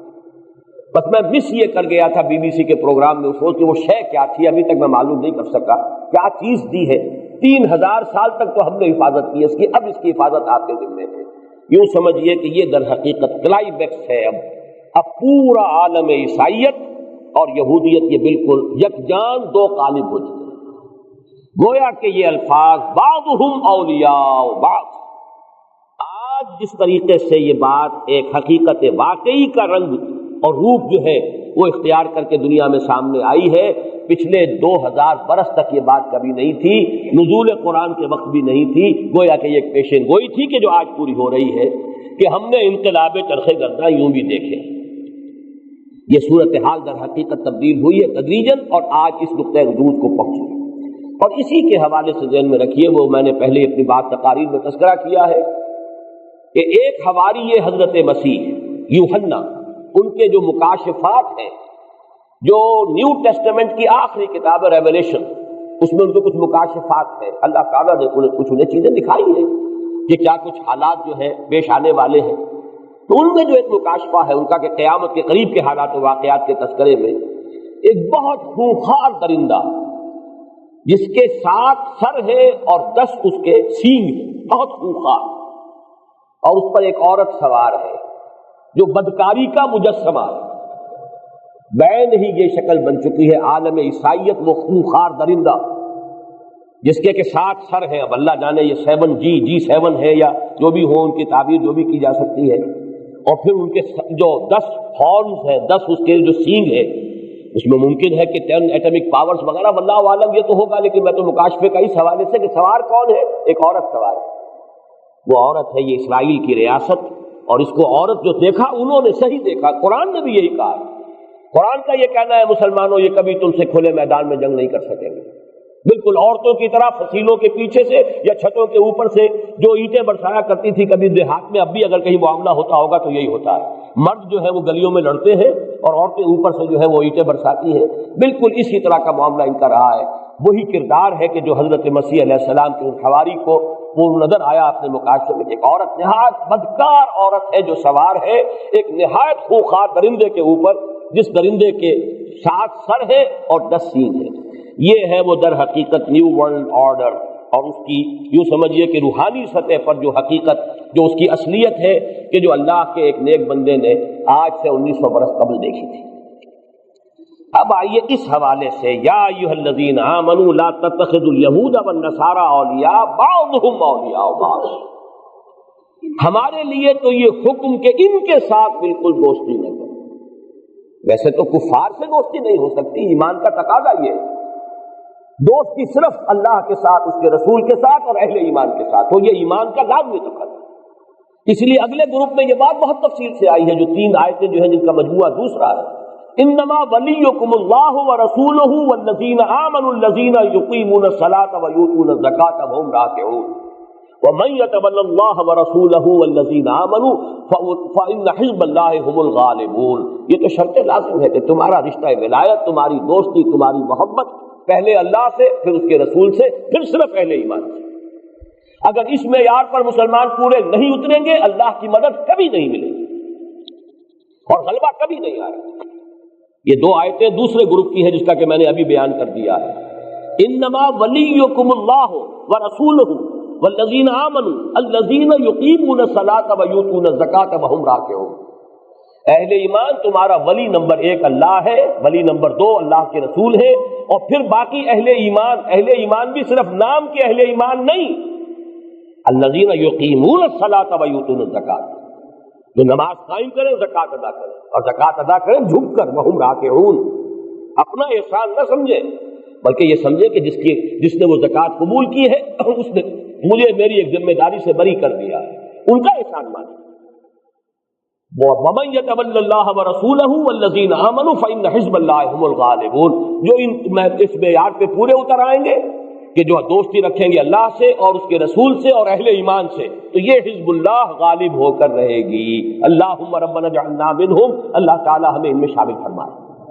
اس اعتبار سے اس آیت پر غور کیجئے، یا ایھا الذین آمنوا لا تتخذوا اليہود والنصارى اولیاء بعضهم اولیاء بعض.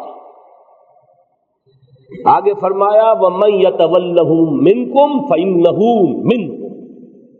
بہت سخت ہے.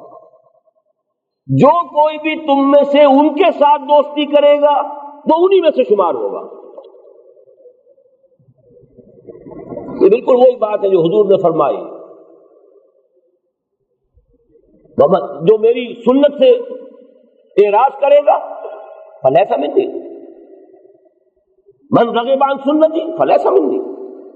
جسے میری سنت پسند نہیں، جو میری سنت سے اعراض کرتا اس کا مجھ سے کوئی تعلق نہیں. اسی طریقے سے یہ اللہ کے اس اتنے تاکیدی حکم کے باوجود تم انہی سے دوستی کرو گے تو ظاہر بات ہے پھر تمہارا اللہ کی نگاہ میں تمہارا شمار انہی میں ہوگا. وَمَن يَتَوَلَّهُم مِّنكُمْ فَإِنَّهُ مِنْهُمْ. انہی میں سے. اب میں یہ چاہتا ہوں کہ پہلے ان کا ترجمہ دونوں آیتوں کا مکمل کر دوں. ان اللہ لا یہدی القوم الظالمین، یہ پھر اسی تحدید اور تنبیہ کے اندر مزید زور. اللہ ایسے ظالموں کو زبردستی ہدایت نہیں دیتا. جب اللہ نے کہہ دیا دوستی مت کرو پھر بھی کرتے ہو تو گویا کہ تم اللہ تعالیٰ کی ہدایت، اللہ کی توفیق، اللہ کی مدد، اللہ کی نصرت اس سے محروم ہو. اللہ ایسے ظالموں کو زبردستی ہدایت نہیں دیتا.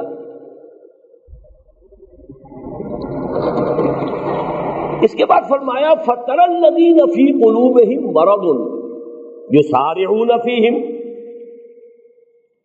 جب اس میں مخاطب حضور بھی ہیں، حضور کے ساتھ بالواسطہ تمام اہل ایمان. فَتَرَى تو تم دیکھو گے یا تم دیکھتے ہو جن کو فی قلوبہم مرض، ان کو جن کے دلوں میں روگ ہے، نفاق ہے. یہ لفظ قرآن مجید میں خاص طور پر نفاق کی ابتدائی سٹیجز کے لیے آتا ہے. فی قلوبہم مرض فزادہم اللہ مرضا، یعنی یوں سمجھیے جن کے دلوں میں ایمان نہیں ہے. فَتَرَى الَّذِينَ فِي قُلُوبِهِم مَّرَضٌ يُسَارِعُونَ فِيهِمْ. وہ تو انہی میں گھسنے کی کوشش کرتے ہیں، انہی کے ساتھ دوستی، انہی کے ساتھ پینگے بڑھانا، انہی کے پاس جانا.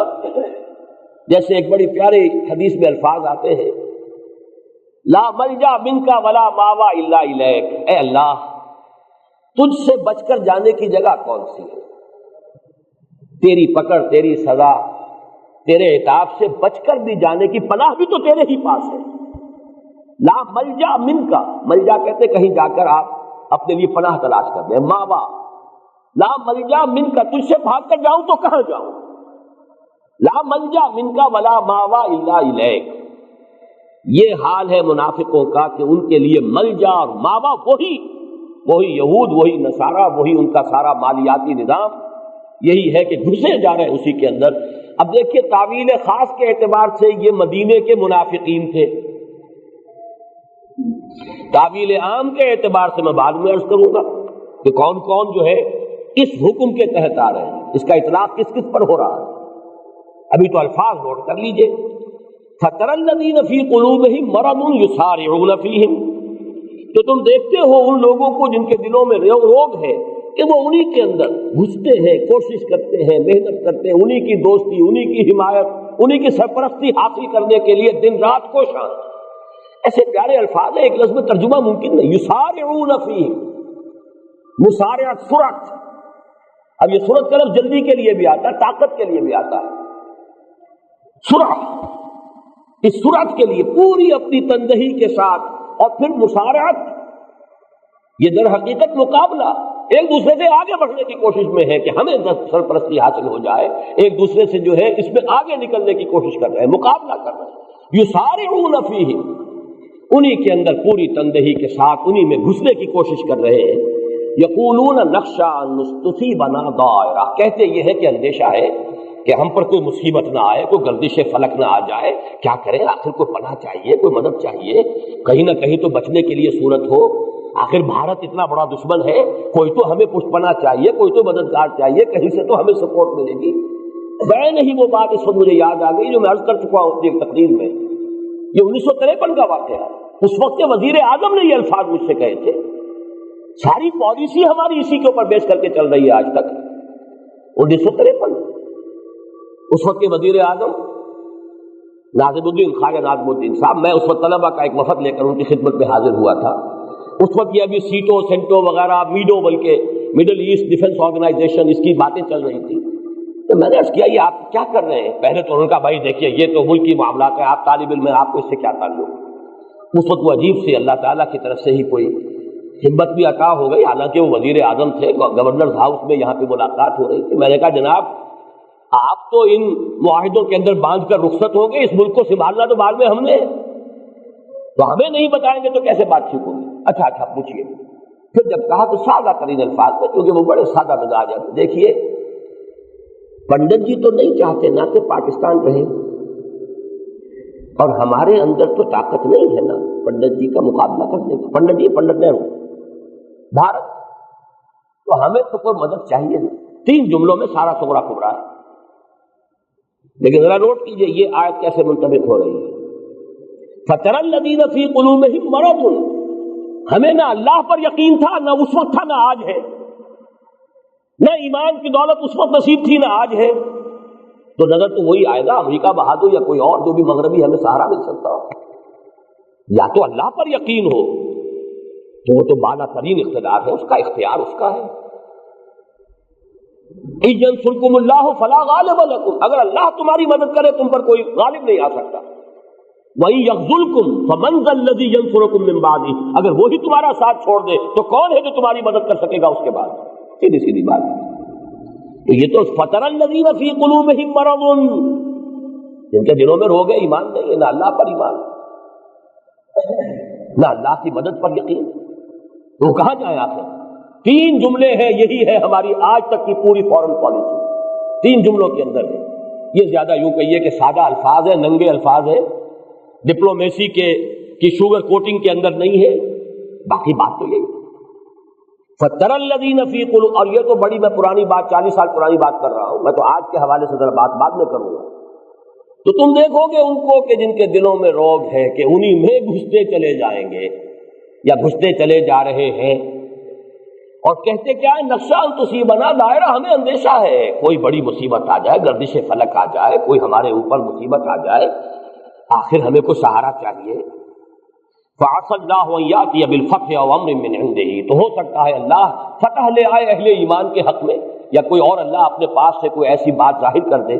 فَيُصْبِحُوا عَلَىٰ مَا أَصَرُّوا فِي أَنفُسِهِمْ نَادِمِينَ، کہ پھر انہیں جو کچھ وہ اپنے دلوں میں چھپائے ہوئے ہیں اس پر ندامت کا سامنا کرنا پڑے.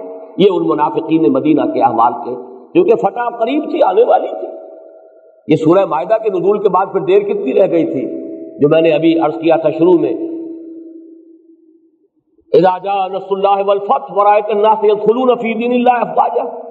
تو اس کے بعد کیسی حالت، کیا حالت ہوا ہوگا ان منافقین کا کہ ہم کیا سمجھ رہے تھے، ہو کیا گئے. من درتے خیال ہے وہ فلک درتے خیال، ہم یہودیوں کا سہارا پکڑ رہے تھے، یہاں یہ کہ ان کا قلع قما ہو گیا، اللہ کے دین کا بول بالا ہو گیا. وَيَقُولُ الَّذِينَ آمَنُوا، اور اس روز کہیں گے اہل ایمان، أَهَٰؤُلَاءِ الَّذِينَ أَقْسَمُوا بِاللَّهِ جَهْدَ أَيْمَانِهِمْ، کیا یہ ہیں وہ لوگ جو کہ بڑی قسمیں کھا کھا کر اپنی امکانی حد تک کہا کرتے تھے کہ إِنَّهُمْ لَمَعَكُمْ، کہ وہ تمہارے ساتھ ہیں. حَبِطَتْ أَعْمَالُهُمْ، ان کے اعمال سارے ضائع ہو گئے. فَأَصْبَحُوا خَاسِرِينَ، اور وہ خسارہ پانے والے، تباہ و برباد ہونے والے بن کر رہے. یہ منافقین مدینہ جو ہے ان کا گویا کہ انجام، ان کی حسرت اسلام کے غلبے کے بعد یہ، اور یہی جب اسلام کا عالمی غلبہ دوبارہ ہوگا تو پھر یہی کیفیت ہوگی ان کی جو انہی شکوک و شبہات کے اندر آج مبتلا ہے. لیکن بہرحال وہ دور تو ہمارے سامنے ابھی موجود نہیں ہے، وہ تو مستقبل کے پردے میں مستور ہے، چھپا ہوا ہے. لیکن ایک مرتبہ تو یہ حقیقت جو عالم واقعہ میں سامنے آ چکی کہ اللہ کے دین کا بول بالا ہو گیا. اب ان آیات کو سامنے رکھ کر ذرا جائزہ لیجئے اس وقت ہم عالم اسلام اس حوالے سے کہاں کھڑے ہیں.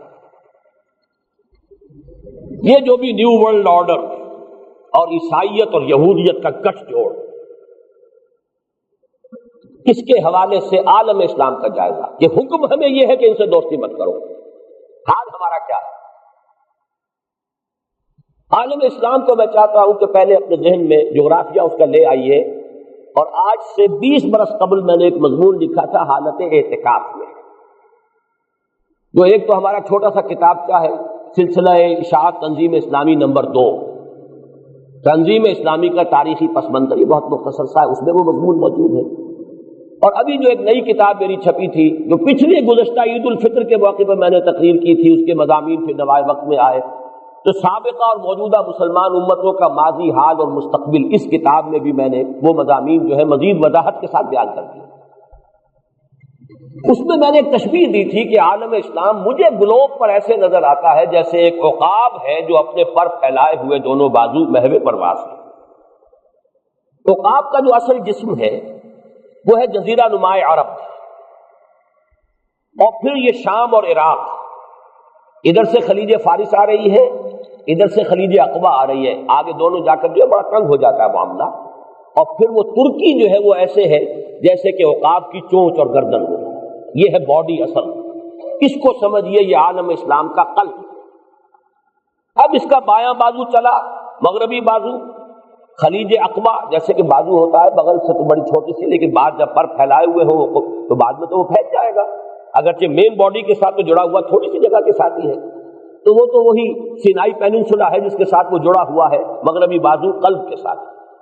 اب پورا شمالی افریقہ اور مشرقی افریقہ جو ہے، یہ جو اسلامی، اس کا تقریباً یوں سمجھیے کہ عرب ورلڈی ہے، یہ اس کا میسرہ ہے، یعنی بایاں بازو۔ ایران، افغانستان، ترکستان، ہندوستان ہوتے ہوتے یہ جاوا، سماٹرا، یہاں تک چلا گیا تھا، یہ دایاں بازو تھا، یہ میمنہ تھا۔ اس تیسرے کو ابھی نگاہ سے ہٹا دیجئے اور سب سے تلخ حقیقت جو ہے اس کا مشاہدہ کیجئے، عالم اسلام کے قلب پر یہود اور نصارہ کا پورا تسلط ہو چکا۔ یہاں تک میسرہ کا تعلق ہے، لے دے کر دو چھوٹے چھوٹے ملک بچے ہوئے ہیں، لیبیا ہے اور سوڈان ہے، اور وہ دونوں بھی ٹارگیٹڈ ہیں۔ لیبیا کا تو جو بھی گھیراؤ ہوا ہے تو چونکہ تیل کی دولت ہے اس لیے سروائیو کر رہا ہے، سوڈان بھی ان کی ہٹ لسٹ پر ہے۔ سوڈان کی اہمیت زیادہ اس لیے نہیں ہے کہ وہاں جو کچھ بھی اسلام آ رہا ہے وہ کسی عوامی انقلاب کے نتیجے میں نہیں بلکہ ایک فوجی انقلاب کے نتیجے میں۔ پھر یہ کہ وہاں عیسائی جو بغاوت ہے وہ بھی موجود ہے، اس حوالے سے ان کو گھیراؤ تو کر رکھا ہے، لیکن زیادہ ان کے جو اولین ہٹ لسٹ ہے نیو ورلڈ آرڈر کی اس پر نہیں ہے۔ لیکن ان دونوں کو چھوڑ دیجئے تو پورا قلب جزیرہ نمائے عرب، شام اور عراق اور یہ اور ترکی اور پورا شمالی افریقہ، کل کا کل نیو ورلڈ آرڈر، یہود اور نصارہ کے تسلط۔ وہاں کے معاملے میں چند تلخ باتیں آپ سے عرض کر دوں۔ مستقبل قریب میں وہاں اصل کشمکش جو ہونے والی ہے وہ فنڈامنٹلزم اور لبرلزم کے حوالے سے ہوگی، اور فنڈامنٹلزم بھی صرف مسلمانوں میں نہیں ہے، یہودیوں میں بھی ہے، عیسائیوں میں بھی ہے۔ اس وقت جو تاریخ اس علاقے کی ہے، اور اس کے حوالے سے میں خاص آتھر کا حوالہ دے چکا ہوں پہلے بھی، گلز کیپلر، یہ کوئی فرانسیسی آتھر ہے کہ جنہوں نے پہلے تو بہت زیادہ جو ہے اپنے مطالعے کا، تحقیق کا، جستجو کا موضوع بنایا تھا مسلم فنڈامنٹلزم کو، لیکن پھر رفتہ رفتہ اپنے مطالعے کے میدان کو وسیع کیا ہے، جوش فنڈامنٹلزم، کرسچن فنڈامنٹلزم، اس پر وہ آج دنیا میں بڑی اتھارٹی سمجھے جاتے ہیں۔ ان کا ایک انٹرویو شائع ہوا تھا نیوز ویک میں، پھر نوائے وقت نے اسے لفٹ کیا تھا، اور یہ 4 مارچ کے نوائے وقت میں وہ موجود ہے۔ یہودی فنڈامنٹلزم کی ایک مثال دنیا کے سامنے آ چکی ہے، وہ ڈاکٹر گولڈن سٹائن، ڈاکٹر نہایت خوبصورت، معلوم ہوتا ہے کہ جیسے افغان مجاہد ہو، کیسی داڑھی اس کی، شرعی داڑھی ہے، اور سر کے اوپر بھی اس کل کیپ اس کے موجود ہے، اور اس کی جو بربریت اور وحشت اور اس میں جو نفرت اور جو مسلمانوں کے خلاف، اسلام کے خلاف جو آگ بھری ہوئی ہے وہ ظاہر ہو گئی، کس طور سے سامنے آئی۔ ایک ہوتا ہے کہیں راہ چلتے کسی کو اس طریقے سے کہیں کوئی بم پھینک دیا، کچھ اور ہو گیا، ایک مسجد میں جا کر داخل ہونا اور اس طریقے سے ان کولڈ بلڈ جس کو کہا جاتا ہے، اس طریقے سے، وہ تو تعداد گھٹا کر انہوں نے بیان کی، کبھی 30 کہتے ہیں، 80-90 کے قریب آدمی تو وہی اسی کو ختم ہوئے۔ تو یہ یہودی فنڈامنٹلسٹ ہے۔ تو لبرلز جیسے عالم اسلام میں ہے کہ نام کے مسلمان، نہ نماز نہ روزہ مسلمان ہے، اکثریت تو انہیں کی ہے۔ کچھ فنڈامنٹلسٹ ہیں جو بہرحال اس کے مختلف درجے تو ہوں گے، گریڈز ہوں گے، لیکن یہ کہ بہرحال دین پر عمل پیرا ہونا چاہتے ہیں۔ ان میں سب سے زیادہ خطرناک انہیں وہ نظر آتے ہیں جو اسلام کو ایک مکمل نظام حیات کی حیثیت سے نافذ کرنے کی فکر میں ہے۔ یہ مسلم فنڈامنٹل یہودی بھی ہے۔ تو اصل میں اس وقت جو کچھ ہو رہا ہے اس میں، یعنی عالم اسلام کا ہارٹ، قلب، اور اس کا لیفٹ ونگ جو میسرہ ہے، اس میں تو تصادم اصل میں ہے۔ عالم اسلام میں آپ دیکھ رہے ہیں جیسے حسنی مبارک کے لوگ روزانہ آپ سن لیتے اتنے فنڈامنٹلسٹ مار دیے گئے، اتنے فنڈامنٹلسٹ جو ہے وہ سولی چڑھا دیے گئے، اتنوں کو فائرنگ اسکواڈ کے سامنے کھڑا کر دیا گیا. یہی الجزائر میں ہو رہا ہے. ابھی زیادہ نمایاں طور پر تو انہی دو ملکوں میں ہے، لیکن یہ بھٹی دہکے گی اور تمام مسلمان ممالک میں، چونکہ ریجیمز جتنی ہیں وہ لبرلز کی ہیں اور فنڈامنٹلسٹ مسلمان ہر جگہ موجود ہیں. جب یہ اچانک فنڈامنٹلسٹ مسلمان اٹھے گا کسی احتجاج میں، وہ کب آئے گا وہ بھی میں بعد میں عرض کروں گا، تو وہ تو اس کے بعد ان کو بھولنے والے یہی ہوں گے جو وہاں کے لیڈرز ہیں، جو وہاں کی حکومتیں ہیں، جو وہاں کے لبرل حکمران ہیں. اب اصل مسئلہ کیا ہے؟ اسرائیل کو اس پورے ہارٹ آف عرب لینڈ جو ہے اس پر تسلط حاصل ہو چکا ہے. خلیج کی جنگ کے بعد فیصلہ کن تسلط حاصل ہو چکا ہے. اب اصل جو اختلاف ہے وہ اسرائیل میں یہودیوں کے مابین ہے. یہودیوں کا فنڈامنٹلسٹ عنصر کچھ اور چاہتا ہے، یہودیوں کا لبرل عنصر کچھ اور چاہتا ہے. یہ زائنسٹ موومنٹ پوری کی پوری لبرلز کی تھی، یہ مذہبی یہودیوں کی نہیں تھی، بلکہ مذہبی یہودی اس سے الوف تھے، علیحدہ تھے، لا تعلق رہے آج تک.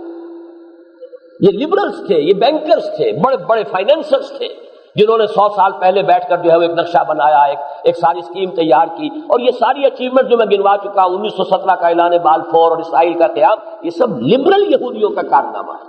مذہبی یہودی تو ابھی بیٹھا ہوا تھا، اس لیے کہ وہ انتظار میں ایک مسیح کے ہے کہ کوئی مسیح آئے گا، وہ جب دعویٰ کرے گا میں مسیح، تب ہم کھڑے ہو جائیں گے اور وہ ہمیں وہ گریٹر اسرائیل قائم کر کے دے گا. جب تک مسیح نہیں آتا، میں مثال بھی بیان کر چکا ہوں، جیسے اہل تشیع منتظر تھے کہ امام غائب جب تک ظاہر نہیں ہوتا اس وقت تک ہم کچھ نہیں کریں گے.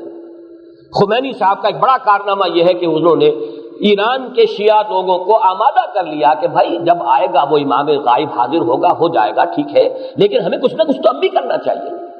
ہاتھ پر ہاتھ دھرے منتظر فردا ہو، ہاتھ پاؤں توڑ کر بیٹھے تو نہیں رہنا چاہیے. یہ بڑا کارنامہ ہے خمینی صاحب کا، جس سے کہ اس نے آمادہ کر لیا اس ایران کے جو شیعہ تھے ان کو کہ وہ میدان میں نکلے. بہرحال یہی مسئلہ یہودیوں کا ہے، وہ بھی اپنے مسیحا کے انتظار میں، وہ مسیحا آئے گا تو کھڑے ہو گئے. لیکن اب صورت یہ ہوئی ہے کہ جب لبرلز نے انہیں ملک لے دیا، پھر اس میں سن 67 میں ایکسٹینشن کرا لی، نئی سیٹلمنٹس ہو رہی ہیں، تو جو سیٹلمنٹس ہیں ان میں زیادہ تر آ رہے ہیں کہ جو فنڈامنٹلسٹ یہودی ہیں.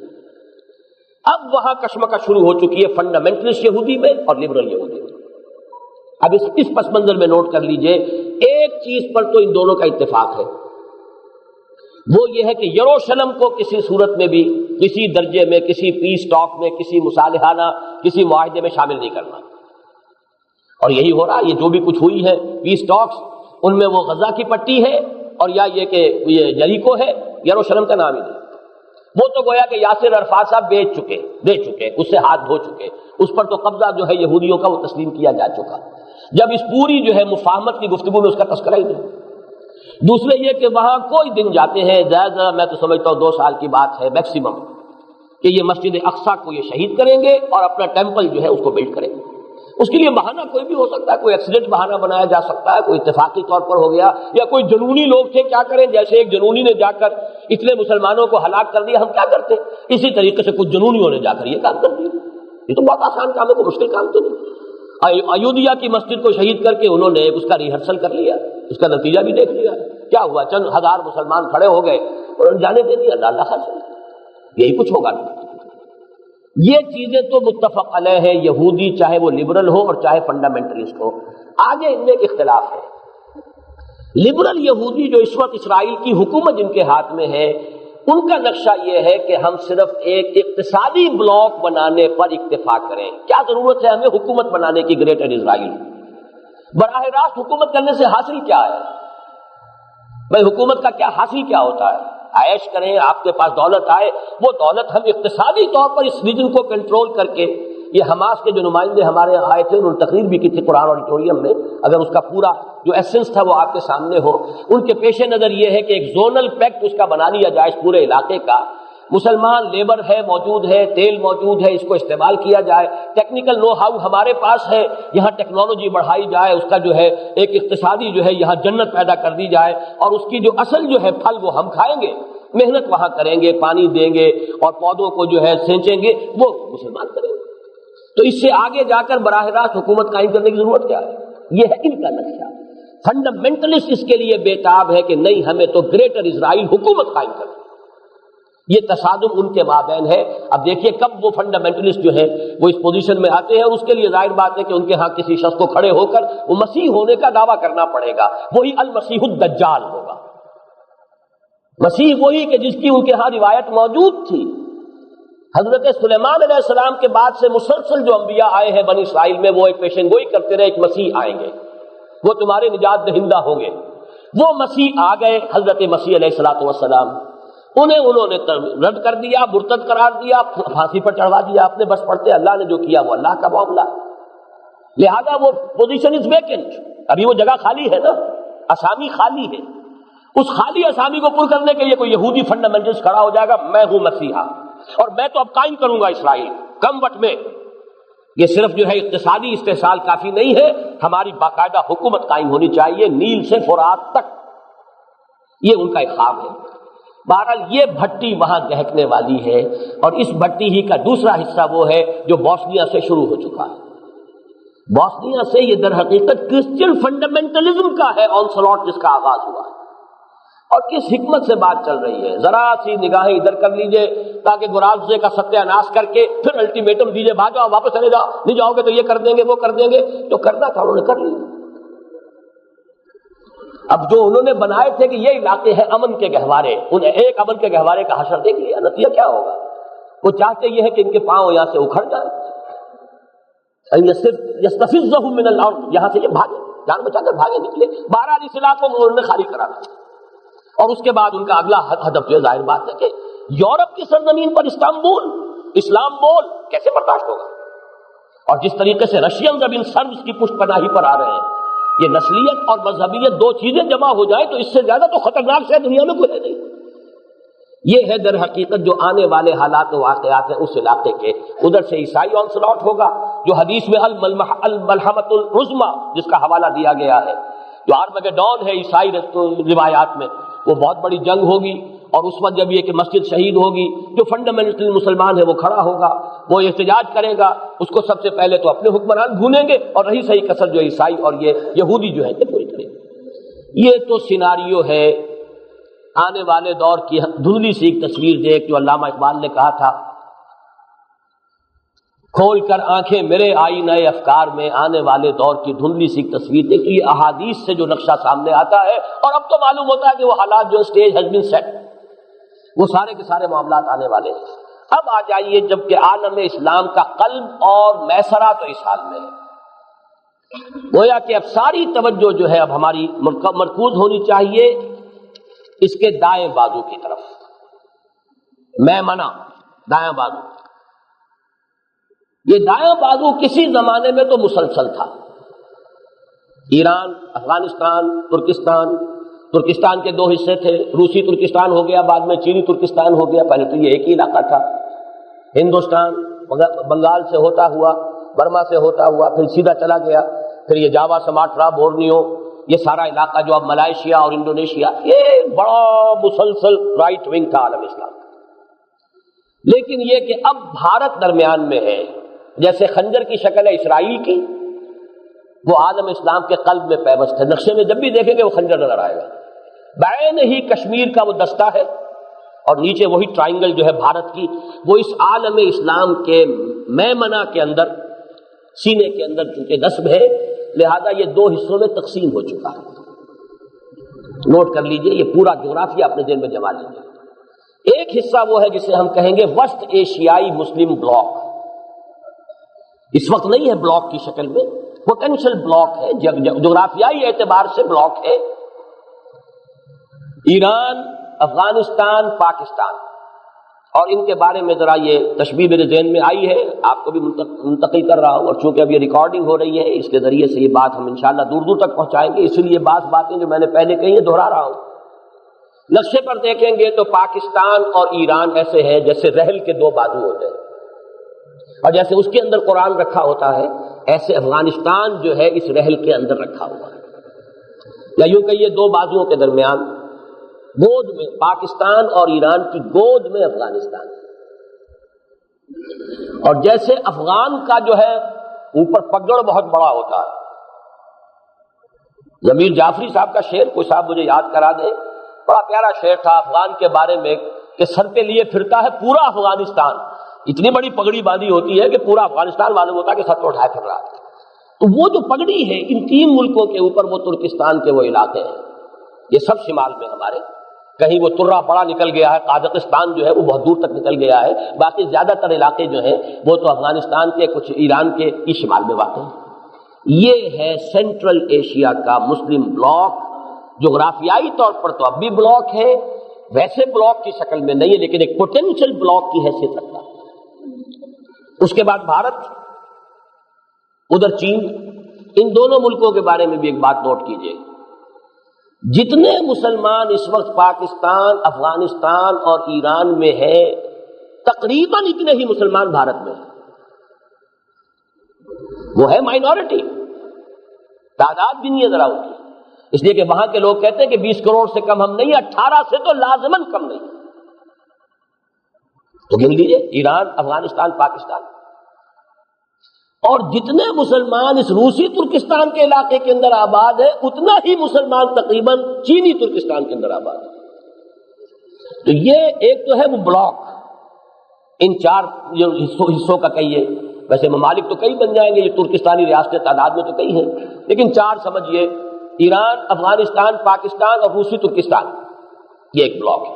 7 جو علاقہ ہے بھارت، اس میں 15 کروڑ، 18 کروڑ یا 20 کروڑ مسلمان، ادھر تقریباً 7 کروڑ لگ بھگ جو ہیں وہ چینی ترکستان کے اندر. اس نقشے کو ذہن میں جمائیے. اس کے بعد وہ مشرقی بازو ہے، اس کے بارے میں مجھے تفصیل سے زیادہ عرض نہیں کرنا. اس میں انڈونیشیا ہے. کہا یہ جاتا ہے کہ پوری دنیا میں مسلمان آبادی کا سب سے بڑا ملک. اس کو عیسائیت نے اس طرح ٹارگٹ کیا ہے، اتنے بڑے پیمانے پر مشنری ایکٹیویٹی ان کی ہے، اور اتنے بڑے پیمانے پر کنورشن ہو رہی ہے، اور حکومت کی سطح پر اتنا تعاون ہے عیسائیوں کے ساتھ. مسلم فنڈامنٹلزم کو کرب کیا جاتا ہے کہ سنگ و خشت مقید ہے اور سگ آزاد، اور ساری سرکاری مشینری جو ہے وہ عیسائی مشنریز کو وہاں پر سپورٹ کرتی ہے. ان کا دعویٰ یہ ہے کہ اگلی صدی کے ربع اول کے اندر عیسائی مشنری، باقاعدہ ان کے لیے ریٹن کلیمز ہے، ہم انڈونیشیا کو خالص عیسائی ملک بنا لیں گے. ہوگا کیا یہ تو اللہ جانتا ہے، لیکن یہ کہ دعویٰ ان کا ہے. ملائیشیا ہے، بڑا اچھا ملک ہے، بڑے صاف ستھرے لوگ ہیں، سیدھے، لیکن یہ کہ ایک تو چھوٹا ملک، کوئی حیثیت نہیں. دوسرے یہ کہ وہاں چینی جو ہے مائنورٹی بڑی ایکٹیو ہے. اس کے بعد بنگلہ دیش ہے، بہرحال وہ ہمارا ہی جسم کا ایک حصہ ہے سابق. وہاں پر بھی جو سیکولرزم ہے اس کا تقریباً فیصلہ کن غلبہ ابھی ہے، واللہ عالم. لیکن یہ کہ بیچ میں بھارت ہے، اس لیے اصل جو میں سمجھتا ہوں کہ وہ یہ جو پوٹینشل جو ہے وسط ایشیائی مسلم بلاک، یہ ہے کہ جس پر ہماری توجہ کو مضبوط ہونا چاہیے. اس میں خاص طور پر 2 حدیثیں جو میں نے اس سے پہلے کئی مرتبہ نوٹ کرائی، آج پہ نوٹ کر لیجیے. ایک تو وہ حدیث کہ جو سنن ابن ماجہ میں ہے، حضرت عبداللہ ابن حارث رضی اللہ تعالی عنہ سے، کہ حضور نے فرمایا صلی اللہ علیہ وسلم، یخرج ناس من المشرق یؤتون للمہدی یعنی سلطانہ. مشرق سے لوگ آئیں گے، نکلیں گے، جو جب وہاں پہ بھٹی دہکے گی مڈل ایسٹ میں، اور وہاں پر مسلمانوں کی قیادت ایک صاحب کے ہاتھ میں ہوگی جن کے بارے میں پیشن گوئیاں ہیں. وہ مہدی کا لفظ جو ہے اس سے وہ شیعوں والے مہدی کو آپ قیاس نہ کیجئے، بہرحال مسلمانوں کے قائد ہوں گے، اللہ عطا فرمائیں گے. خون اسرائیل آ جاتا ہے آخر جوش میں، توڑ دیتا ہے کوئی موسیٰ کرشمے سامری. تو خون اسماعیل محمد الرسول اللہ صلی اللہ علیہ وسلم، دودھ محمد صلی اللہ علیہ وسلم میں سے اللہ اٹھا دے گا کسی کو. وہ کوئی امام غائب نہیں ہے جو حاضر ہوں گے، اس وقت پیدا ہوں گے، ہو سکتا ہے پیدا ہو چکے ہوں، اور اس لیے کہ اب دور نہیں ہے معاملہ. بہرحال جب وہاں پر وہ بھٹی دہکے گی تو مدد کے لیے یہاں سے جائیں گی فوجیں، جو ان کی حکومت وہاں قائم کریں گی. اس کا مطلب ہے یہاں پہلے کچھ ہو چکا ہوگا تب نہ. یخرج ناس من المشرق، مشرق جزیرہ نما عرب کا مشرق یہی ہے. وہ کیا کریں گے؟ یؤتون للمہدی، وہ فتح پر فتح حاصل کرتے ہوئے، منزل پر منزل مارتے ہوئے آئیں گے اور مہدی کی مدد کریں گے، اور وہاں یعنی سلطان ہی اس کی حکومت قائم کریں گے. دوسری حدیث ہے، یہ چونکہ سنن جامع ترمذی کی روایت ہے، بہت اہم ہے اس اعتبار سے، اور راوی حضرت ابو ہریرہ ہے رضی اللہ تعالی عنہ، اور اس میں مشرق کا لفظ نہیں ہے، ایک علاقے کا نام ہے. یخرج من خراسان رایات سود لا يردها شيء حتى تنصب بإيلیا. رواہ الترمذی رحمہ اللہ عن ابی ہریرہ رضی اللہ عنہ، خراسان کے علاقے سے فوجیں نکلیں گی، علم برآمد ہوں گے، سیاہ علم، انہیں کوئی واپس نہیں کر سکے گی، کوئی طاقت ان کا منہ نہیں پھیر سکے گی، وہ بڑھتے چلے آئیں گے یہاں تک کہ ایلیا میں وہ جھنڈے نصب ہو جائیں گے۔ اب یہ خراسان اور ایلیا حضور کے زمانے میں کسے کہتے تھے؟ ایلیا یروشلم کا نام ہے۔ سن 70 عیسوی میں ٹائٹس نے جب یروشلم کو بالکل منہدم کر دیا، ڈسٹرائے کر دیا، اس کا نام و نشان نہیں رہا تھا۔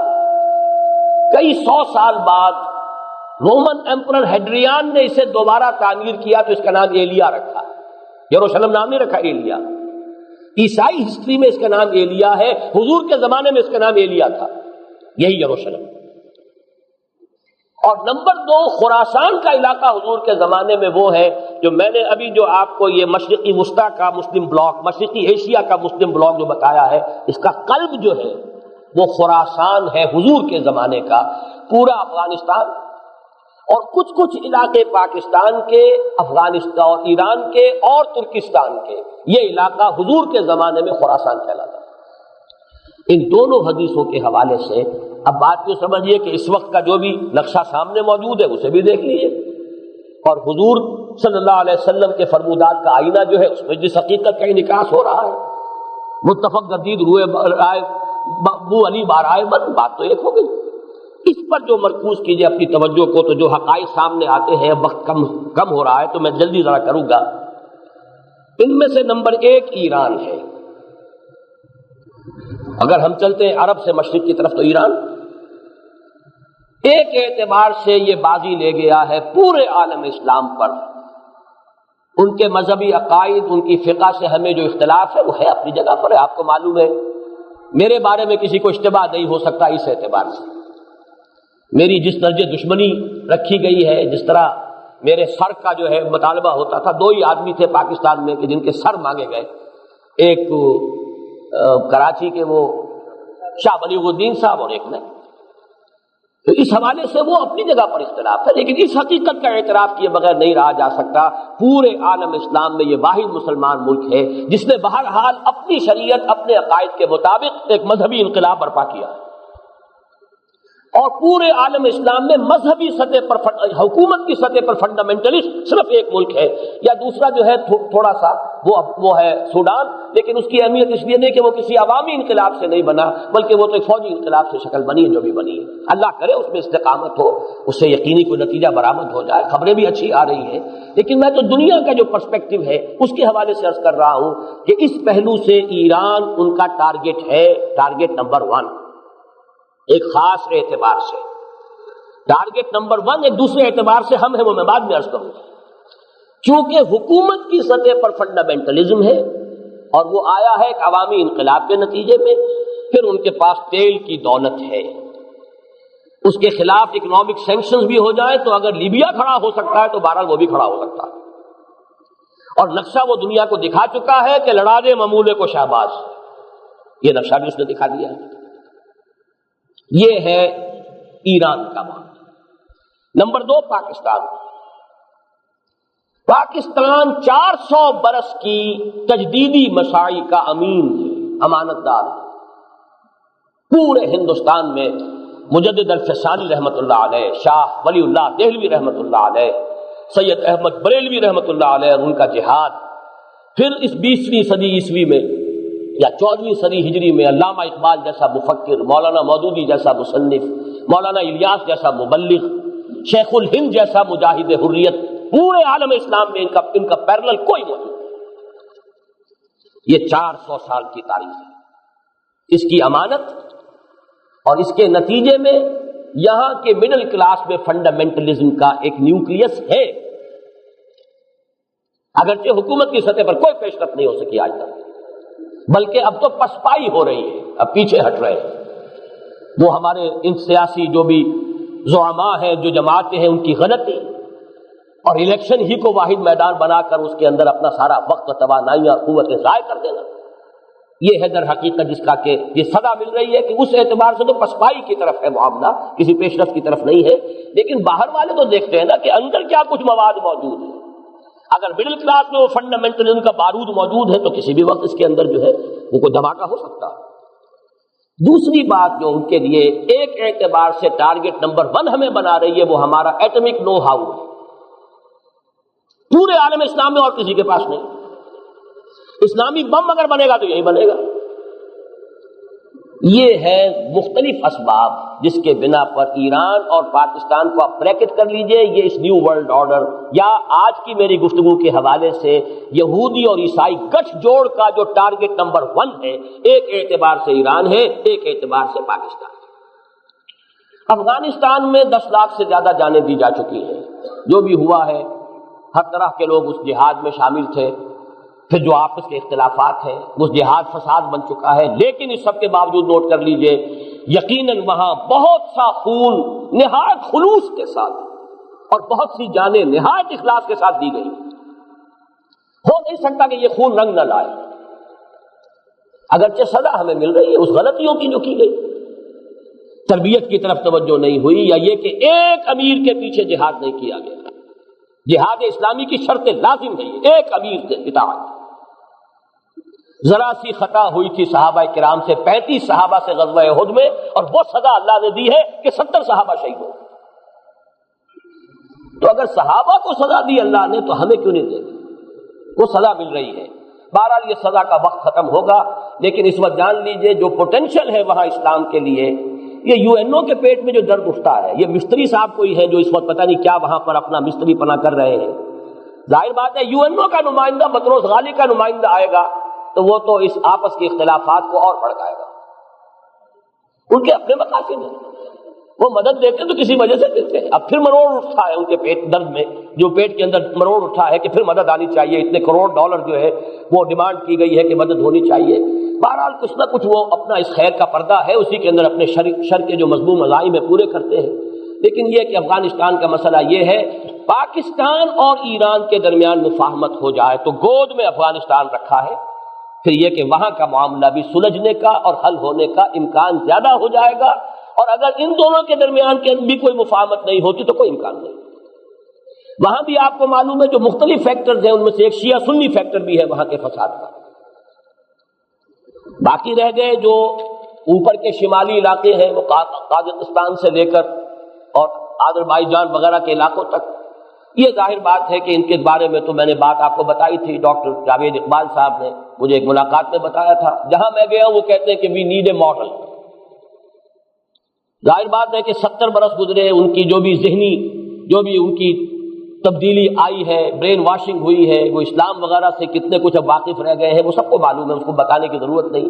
پھر بھی وہ چاہتے ہیں کہ اسلام کا کوئی ماڈل تو پیش کرو نا ہمارے سامنے۔ ان کے یہ الفاظ نقل کیے تھے ڈاکٹر جاوید اقبال نے، Saudi model is not acceptable to us because it is based on monarchy. Islam کے نام سے تو یا تو سعودی عرب کے اندر کوئی حکومت ہے، کوئی قوانین وغیرہ شریعت کے ہیں، تو وہ تو ہمیں اس لیے قابل قبول نہیں، وہ بادشاہت ہے۔ And Iranian model is also not acceptable to us because it is based on theocracy۔ یہ ایک مذہبی طبقے کی حکومت ہے، یہ بھی ہمارے لیے ناقابل قبول، تو کوئی ماڈل چاہیے۔ بہرحال یہ ہے وہ کیفیت ان کی، اور اس وقت جو کچھ مستری صاحب کرتے پھر رہے ہیں وہاں پر، مجھے تو اقبال کے وہ شعر یاد آیا کہ افغانیوں کی غیرت دی کا ہے یہ علاج، ملا کو ان کے کوہ و دمن سے نکال دو۔ یہ جو بھی ابلیس کی جو بھی ہدایت تھی تو شاید وہی کچھ کر رہے ہوں کہ یہ جو بھی فنڈامنٹلسٹ ہیں ان سے کسی طریقے سے قیادت چھین کر، بہرحال اس میں جو بھی غلطیاں خامیاں کوتاہیاں خود ان کی ہیں وہ اپنی جگہ پر ہے، سارا الزام شیطان پر نہ ڈالیے، ہمارے اپنے کرتوت جو ہے وہ اپنی جگہ پر ہے۔ لیکن یہ کہ یہ ایک مختصر جائزہ ہے جو میں نے آپ کے سامنے رکھ دیا ہے۔ اس کے بعد مشرق میں چلیے، چین میں آپ کو بتا چکا ہوں، چین کے بارے میں البتہ چند اور حقائق میں آپ کو نوٹ کرا دینا چاہتا ہوں۔ نمبر 1، بہت بڑی طاقت ہے، بہت بڑی ایٹمک پاور ہے، اور اس نیو ورلڈ آرڈر کے لیے a hard nut to crack and a headache, ابھی تک وہ مسئلہ قائم ہے۔ نظام کے اعتبار سے وہاں صورت یہ بن گئی ہے کہ ایک نظام کو چھوڑ کر آ تو رہے ہیں رفتہ رفتہ، لیکن کوئی چونکہ دوسرا نظام سامنے ہے نہیں، لا محالہ ان کی پیش رفت بھی پھر وہی مغرب کا جو بھی نظام ہے سعودی اسی کی طرف ہوگی، اس لیے دوسرا ماڈل کوئی موجود نہیں۔ کہ یہ وقت ہے اصل میں کہ اگر کوئی ماڈل ان کے سامنے آ جائے تو مجھے بتائیے کس دلیل سے وہ اس کو اختیار نہیں کریں گے. کوئی متوازن معیشت کا نظام جس میں وہ سرمایہ داری نہ ہو لیکن کچھ آزادی بھی ہو, کچھ انسان کی جو بنیادی جبلت ہے اس کے تقاضوں کا بھی لحاظ رکھا گیا. آج جب میں یہ نوٹس بنا رہا تھا مجھے واقعہ یاد آیا مولانا عبید اللہ سندھی رحمۃ اللہ علیہ کا. دیکھیے کس طرح تاریخ اپنے آپ کو دہرا رہی ہے.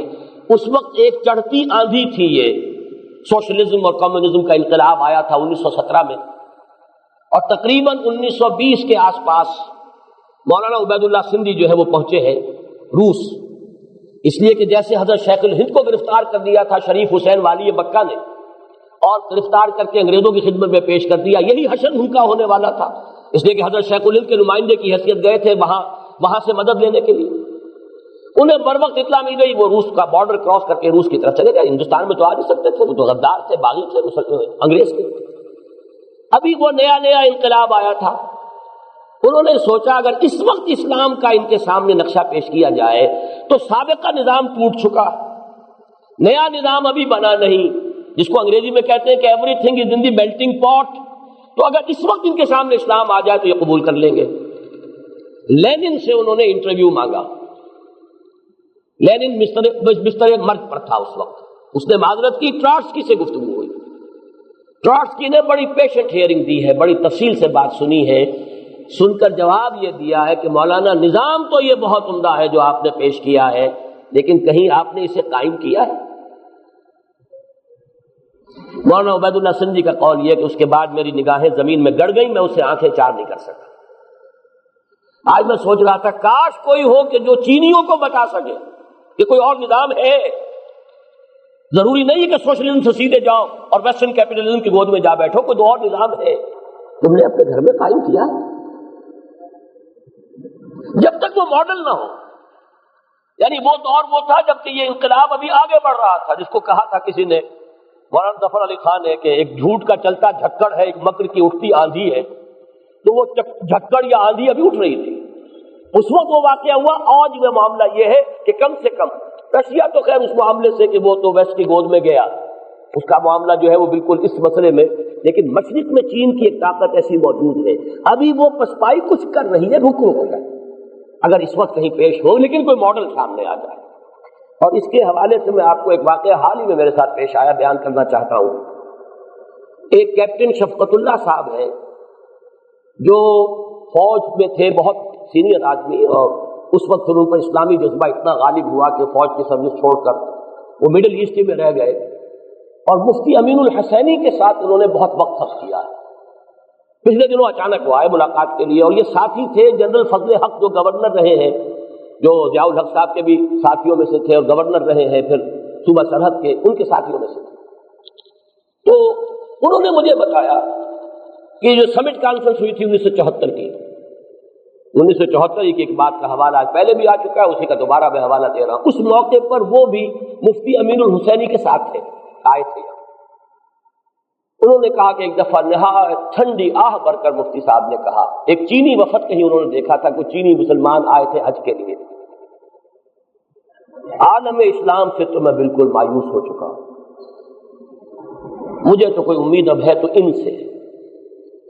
یہ مفتی اعظم امین الحسینی کا یہ قول, وہ کیپٹن ریٹائرڈ شفقت اللہ صاحب مجھے ابھی میں سمجھتا ہوں 3-4 ہفتے ہوئے ملاقات کے لیے آئے تھے, وہ مجھے بتاتے گئے. میں اسی کے حوالے سے چند باتیں آپ سے رکھ رہا ہوں. پھر یہ بات بھی عرض کر چکا ہوں کہ تقریباً 6 کروڑ مسلمان, بہت بڑا علاقہ وہاں چینی ترکستان جسے آپ کہتے ہیں. اس سے ساتھ ہی ذرا ذہن میں رکھیے بھارت کا معاملہ ہے 15 کروڑ سے لے کر 20 کروڑ تک کی مسلمان آبادی. ہم جب بھارت کا لفظ لیتے ہیں تو معلوم ہوتا صرف ہندو آباد ہے وہاں. یہ کہنا مشکل ہے کہ سب سے بڑا مسلمان ملک دنیا میں انڈونیشیا ہے یا بھارت ہے. تعداد یا تو انڈونیشیا میں ہے مسلمانوں کی سب سے زیادہ 15 کروڑ کے لگ بھگ, اور اگرچہ میں مائنورٹی ہے ہندوستان میں, لیکن تعداد کے اعتبار سے ایک ملک میں تقریباً ان کے ہم پلہ ہے, یا یہ کہ ان سے بھی آگے ہیں, واللہ عالم. اور ایک رائے جو میں نے کچھ دنوں سے کئی مرتبہ اپنی تقریر میں بیان کی ہے, شمس نوید عثمانی رحمۃ اللہ علیہ, ان کا بھی انتقال ہو گیا, رامپور کے ایک بہت بڑے عالم دین تھے. ان پر کچھ مضامین پھر میں نے الفرقان میں اب پڑھے ہیں نکلوا کر. انہوں نے جو بات کہی ہے شاہ ولی اللہ کے حوالے سے بھی ہے, کچھ پرانے جو ہندو اسکرپچرز ہیں ان کے حوالے سے بھی ہے, کہ ہندوستان کے بارے میں توقع ہے کہ وہاں بھی ایک اسلامی انقلاب آئے گا, اور ہندو جو ہے یہ حضرت نوح علیہ السلام کی امت میں سے منو, یہ مہانو کا بدلا ہوا شکل ہے. بہرحال حضرت ابراہیم علیہ السلام کے بعد چونکہ تمام نبوت جو ہے وہ حضرت ابراہیم کی نسل میں رہی ہے, لہذا حضرت ابراہیم اور حضرت نوح کے درمیان کا جو وقفہ ہے ظاہر بات ہے اس میں بھی تو انبیاء آئے ہیں, ان کے حوالے سے یہ بات جو ہے کسی درجے میں صحیح ہو سکتی ہے. لیکن یہ کتاب اب چھپ چکی ہے ان کی پاکستان میں, اگر اب بھی نہ جاگے تو, نام عجیب سا ہے ٹائٹل اس کتاب کا, لیکن آپ لوگ اس کو لے کر پڑھیے. یہ ہے میرا جائزہ اس وقت کے عالم اسلام کا. اب میں آپ کے سامنے بڑی مختصر الفاظ میں 5 نکاتی ایک پروگرام ہے کہ جو پیش کر رہا ہوں کہ عملاً ہمیں اس میں کرنا کیا. پہلی بات, اہم ترین بات, 100 باتوں کی ایک بات, جس کے یوں سمجھیے کہ ہاتھی کے پاؤں میں سب کے پاؤں کے مثال سے ساری باقی باتیں اسی پر مبنی ہیں. وہ تو یہ کہ اس ارض پاکستان میں ایک اسلامی انقلاب برپا کیا جائے, ساری توجہ اس پر مرکوز ہے. یہ نہیں ہوتا, اگر یہ نہیں تو بابا پھر سب کہانیاں ہیں, ادھر کی مدد ادھر کی مدد, ادھر کی بھاگ ادھر کی دوڑ, ادھر کی سوچ ادھر کے بارے میں فکر, کچھ حاصل نہیں ہوگا اگر یہاں ہم کچھ نہیں کر سکتے. ماڈل یہاں پیش کر سکے تو یہ ریاستیں جو ہیں روسی ترکستانی ریاستیں تو پکار کر کہہ رہی ہیں وی نیڈ اے ماڈل. سارا علم اور فکر دین کے نام پر جو بھی ہوا ہے ان 1400 سالوں کے بعد, یعنی وہ سمجھیے کہ 400 سالوں کے دوران جو 2000 ایئر ہے الف ثانی, اس سب کا جو ہے وہ تو در حقیقت امین پاکستان اسلام کے نام پر بننے والا واحد ملک. کاش کہ ہمارے دینی جماعتوں کو, مختلف طبقات کو اس سلسلے میں اپنے طریقہ کار پر نظر ثانی کی توفیق عطا ہو جائے. اس کی دعا کی طاقت ہے, خلوص ہے, اخلاص ہے, جذبہ ہے. اصل معاملہ جو ہے جہاں پانی مر رہا ہے وہ طریقہ کار کا ہے. اور اندیشہ اصل میں یہ ہے اگر انتخابات سے مایوسی ہوگی تو پھر کوئی چھاپے مار اور کوئی اس طرح کی کوئی تشدد پسندانہ ایکٹیویٹیز شاید شروع ہو جائیں, اور وہ اس سے زیادہ خوفناک اور خطرناک ہے اور مضر ہوگی اپنے مقصد کے اعتبار سے. اصل یہ ہے کہ منہج نبوی کی اساس پر, اسی کی بنیاد پر لن یصلح آخر هذه الامہ الا بما صلح به اولها, اس اصول پر منہج انقلاب نبوی کی بنیاد پر کام کیا جائے. اور اسی کے لیے میں نے عرض کیا تھا کہ یہ جو دوسرا گروپ ہے جس کی 2 آیتیں میں آپ کو سنا چکا ہوں پہلے, یا ایھا الذین آمنوا من یرتد منکم عن دینہ فسوف یأتی اللہ بقوم یحبهم ویحبونہ اذلۃ علی المؤمنین اعزۃ علی الکافرین یجاہدون فی اللہ فی سبیل اللہ ولا یخافون لومۃ لائم. یہ جو اوصاف ہے 6, 2 کے 3 جوڑے, یہ اللہ تعالیٰ جنہوں نے پہلے سے کمر کسی ہوئی ہے انہیں توفیق دے کہ ساتھیوں مشوروں کو تیز کرو, وہ اپنی جد و جہد کو اور بڑھائیں اور ہمت کریں. اور جو لوگ ان تمام حقائق کے پیش نظر اگر اب وہ کمر کس لے کہ اب ان صلاتی و نسکی و محیایا و مماتی للہ رب العالمین, اب ہمیں اسی کے لیے جینا اور مرنا ہے, تو ان اوصاف کو پہلے اپنے اندر پیدا کرنے کی کوشش کریں. جیسے اقبال نے کہا ہے, ہو صداقت کے لیے جس دل میں مرنے کی تڑپ, پہلے اپنے پیکر خاکی میں جان پیدا کرے. یہ روحانی جان ضروری ہے اس انقلاب کے لیے. وہ روحانی جان کیا ہے؟ اللہ ان سے محبت کرے گا, وہ اللہ سے محبت کرے. جائزہ لیں ساری محبتوں میں ٹاپ پر اللہ کی محبت ہے یا نہیں. مال, اولاد, جان, جائیداد, پروفیشن, جو بھی کچھ ہے, ان سب سے اوپر محبت اللہ کی ہے تو فرسٹ کوالیفیکیشن پوری ہو گئی. اور یہ نہیں ہے تو یہی فیل ہو گئے, تو آگے بڑھنے کی ضرورت ہی نہیں. اذلۃ علی المؤمنین اعزۃ علی الکافرین, اہل ایمان کے حق میں بہت نرم اور کافروں کے حق میں بہت سخت. ہو حلقہ یاراں تو برے شم کی طرح نرم, اور رزم حق و باطل ہو تو فولاد ہے مومن. کل ہی شاید یہاں حدیث صبح بیان کی گئی, من احب للہ وابغض للہ واعطى للہ ومنع للہ فقد استکمل الایمان. محبت کرو تو صرف اللہ کے لیے محبت کرو, کسی سے دشمنی ہے تو اللہ کے لیے ہو, اپنی کسی ذاتی رنجش کی بنا پر نہ ہو, دین کے لیے ہو. بغض ہو, نفرت ہو, دین کی وجہ سے ہو. تعلق کا انقطاع ہو, دین کی وجہ سے ہو, مبارک ہے, لیکن اور کسی وجہ سے نہیں. کسی سے کچھ روکا جائے تو اس لیے کہ اللہ کو اس کا روکنا پسند ہے، کسی کو کچھ دیا جائے تو اس لیے کہ اللہ کو اس کا دینا پسند ہے۔ یہ کیفیت ہو جائے تو ایمان کی تکمیل ہوتی ہے۔ تیسرا یجاہدون فی سبیل اللہ ولا یخافون لومۃ لائم، اللہ کی راہ میں جہاد کرے اور کسی ملامت کرنے والے کی ملامت سے نہ ڈرے، چاہے وہ باپ ہو، چاہے وہ بڑا بھائی ہو، چاہے وہ ماں ہو، چاہے وہ بیوی ہو۔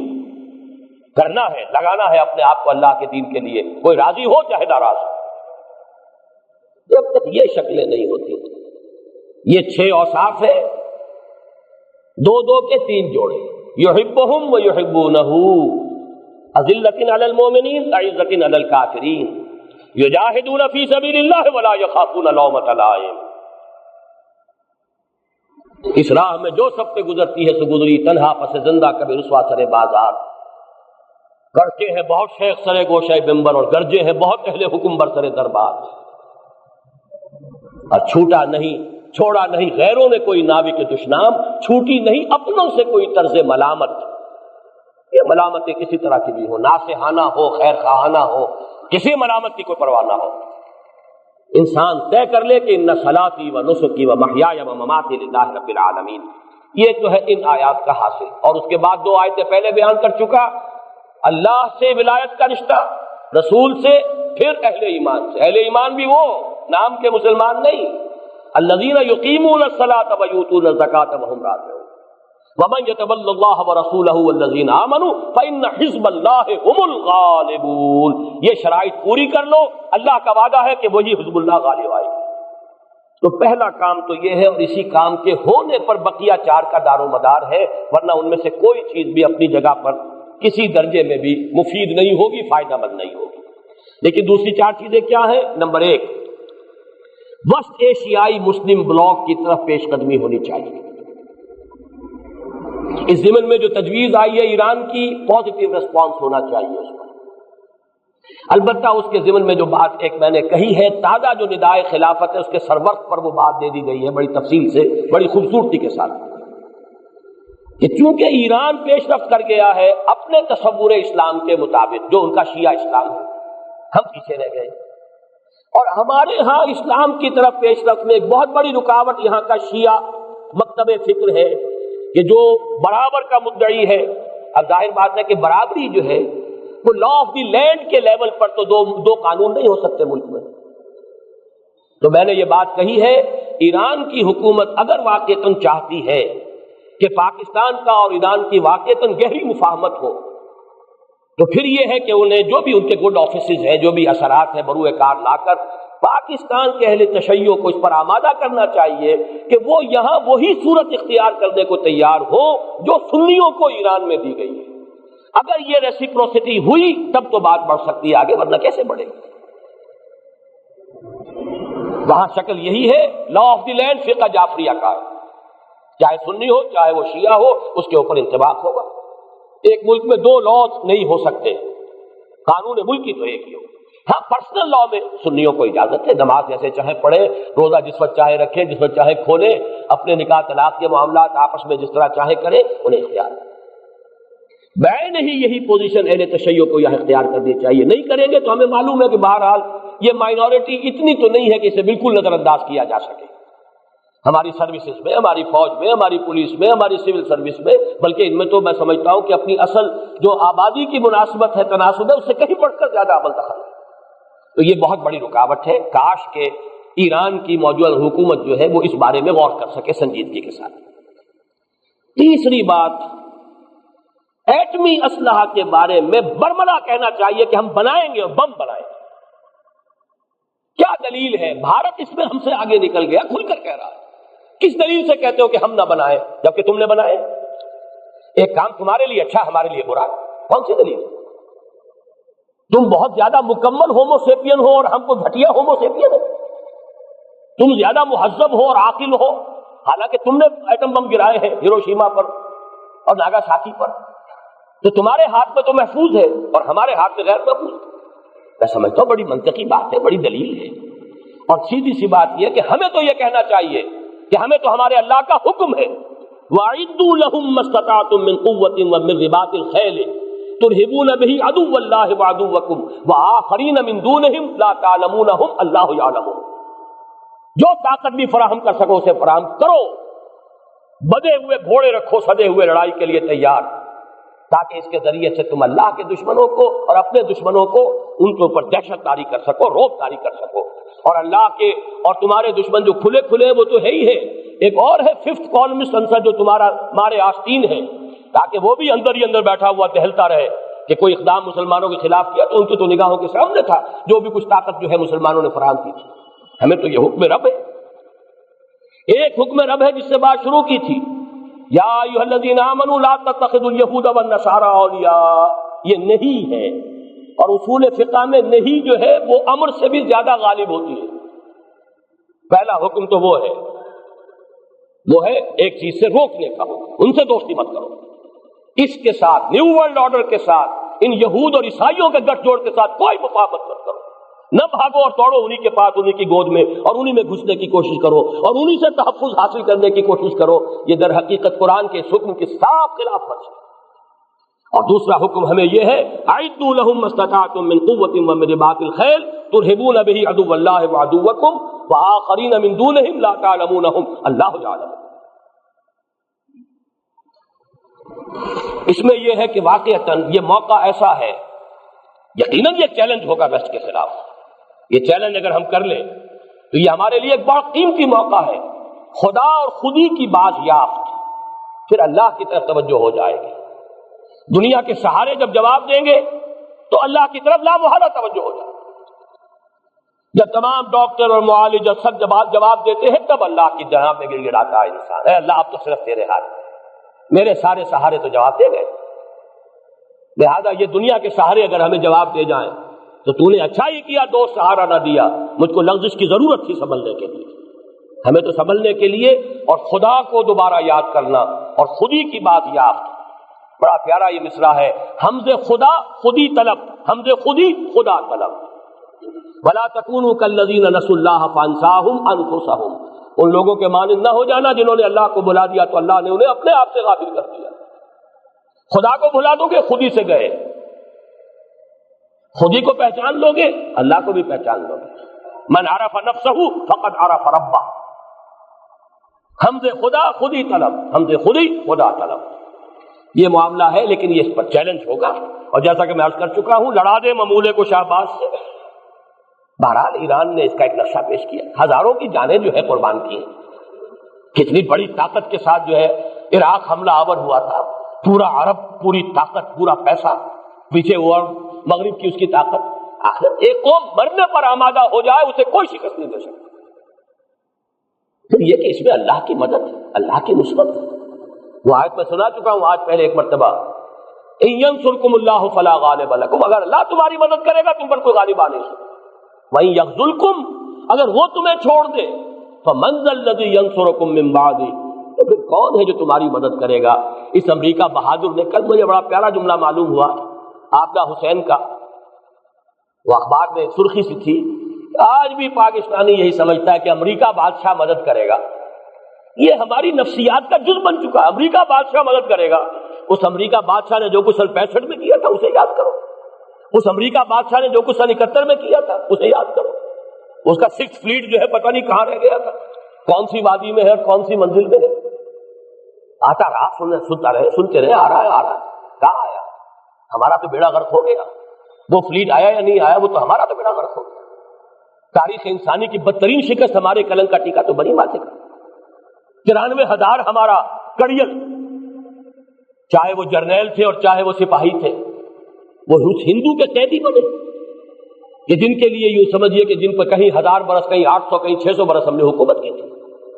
بہرحال چوتھی چیز چین کے ساتھ دوستی اور مفاہمت، اس میں مجھے کچھ زیادہ کہنے کی ضرورت نہیں ہے، میں پہلے عرض کر چکا ہوں، لیکن اس میں اس لیے زیادہ کہنے کی ضرورت نہیں کہ یہ ہماری تاریخ کا اسی طرح سے ایک جز بن گیا ہے کہ اس کے خلاف کسی کا ذہن نہیں ہوگا۔ عارضی طور پر جو شکل پیدا ہوئی ہے وہ یقیناً بہرحال اس وقت کے لیے ہمارے لیے اگر ہم اس سے جاگ جائیں تو وہ بھی ایک بڑی ہمارے لیے ایک نعمت ثابت ہو سکتی ہے، کہ اس کا جو بھی گرم جوشانہ ہماری تائید تھی کشمیر کے مسئلے پر وہ آج نہیں رہی، جو کچھ ہوا ہے ہماری اس قرارداد کا حشر ہوا ہے اور جو چھٹکی ہوئی ہے پاکستان کی، بہرحال اس کے باوجود چین جو ہے ابھی چونکہ میں عرض کر چکا ہوں نیو ورلڈ آرڈر کے لیے ابھی وہ ہارڈ نٹ ہے، ابھی وہ کھڑا ہے، ہو سکتا ہے کہ کسی وقت جو ہے خم کھا جائے، پھر کوئی طاقت نہیں رہے گی ظاہری طاقتوں میں سے، اس اعتبار سے اس کے ساتھ بھی مفاہمت۔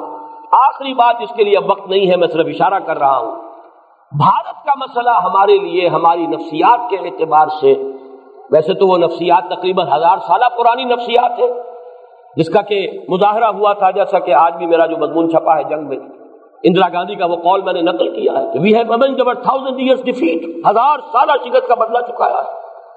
تو ہندو مسلم نفرت جو ہے وہ تو بڑی طویل ہے، اس میں ان کی محکومیت کا رد عمل بھی ہے، لیکن اس میں لازماً انگریز نے بھی اپنی ڈیوائڈ اینڈ رول پالیسی کے تحت اس کے اندر شدت پیدا کی ہے۔ اگر کوئی شخص اس کا انکار کرتا ہے تو اس سے بڑا احمق کوئی نہیں اور ہر طرف کوئی نہیں، کہ 3 عامل ہے یہ جو بھی ہمارے درمیان بد اعتمادی ہے، ایک دوسرے کا خوف ہے، ایک دوسرے سے نفرت ہے، اس میں ایک مزاج ہے برہمنی مزاج اور بنیا مزاج، لیکن میں نے آج لکھا ہے اس کو پڑھ لیجئے گا غور سے کہ وہاں صرف بنیا ہی تو نہیں ہے، راجپوت بھی تو ہے، برہمن ہی تو نہیں ہے، شودر بھی تو ہے۔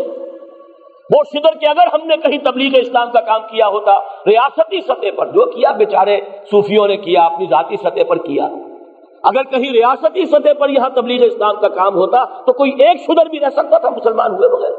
جرم تو ہمارا ہے، میں تو مرمرہ تسلیم کرتا ہوں، ہم ہندوؤں کے مجرم ہیں، ہم نے 1000 برس ان پر حکومت کی ہے، لیکن ہم نے بادشاہت کے ٹھاٹ جمائے ہیں، ہم نے تاج محل بنایا ہے، ہم نے اپنے محل استوار کیے ہیں، یہ حال کیا ہم نے، کام کیا بیچارے کچھ صوفیوں نے کیا ہے، سوکھی روٹی کھا کر اور نمک کے پانی سے روٹی کھا کے نگل کر جو کام کرتے رہے، چاہے وہ گن شکر ہو رحمت اللہ علیہ اور چاہے وہ معین الدین اجمیری رحمت اللہ علیہ، ریاستی سطح پر کیا ہوا؟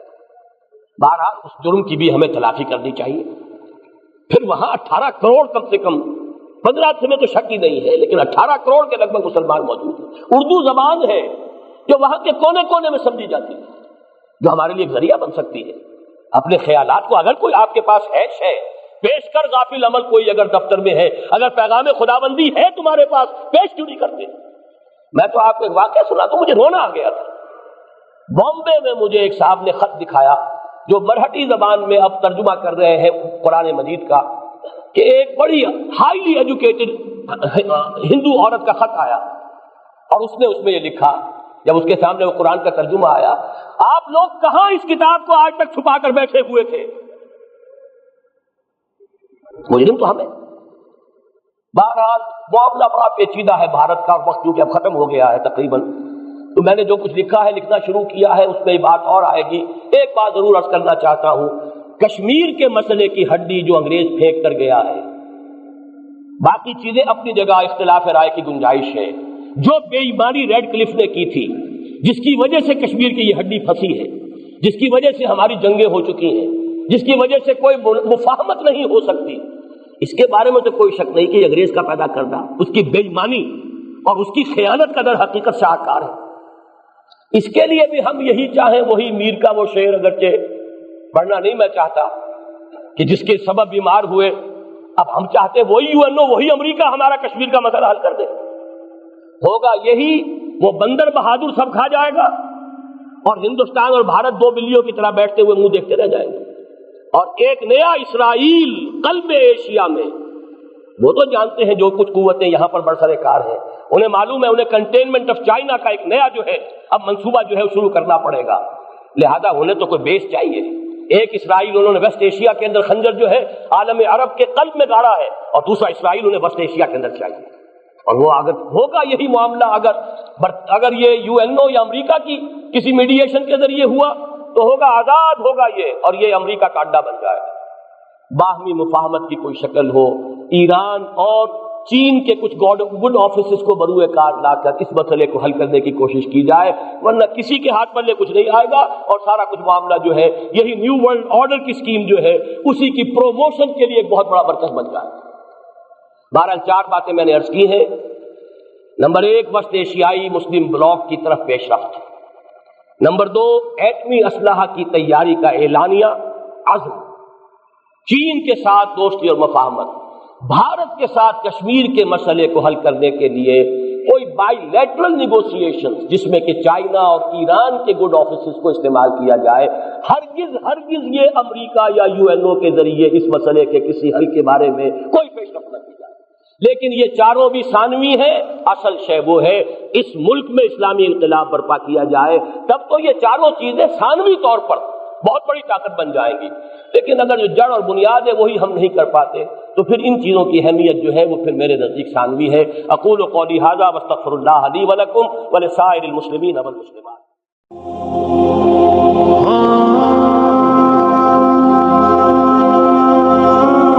Like and subscribe for more videos.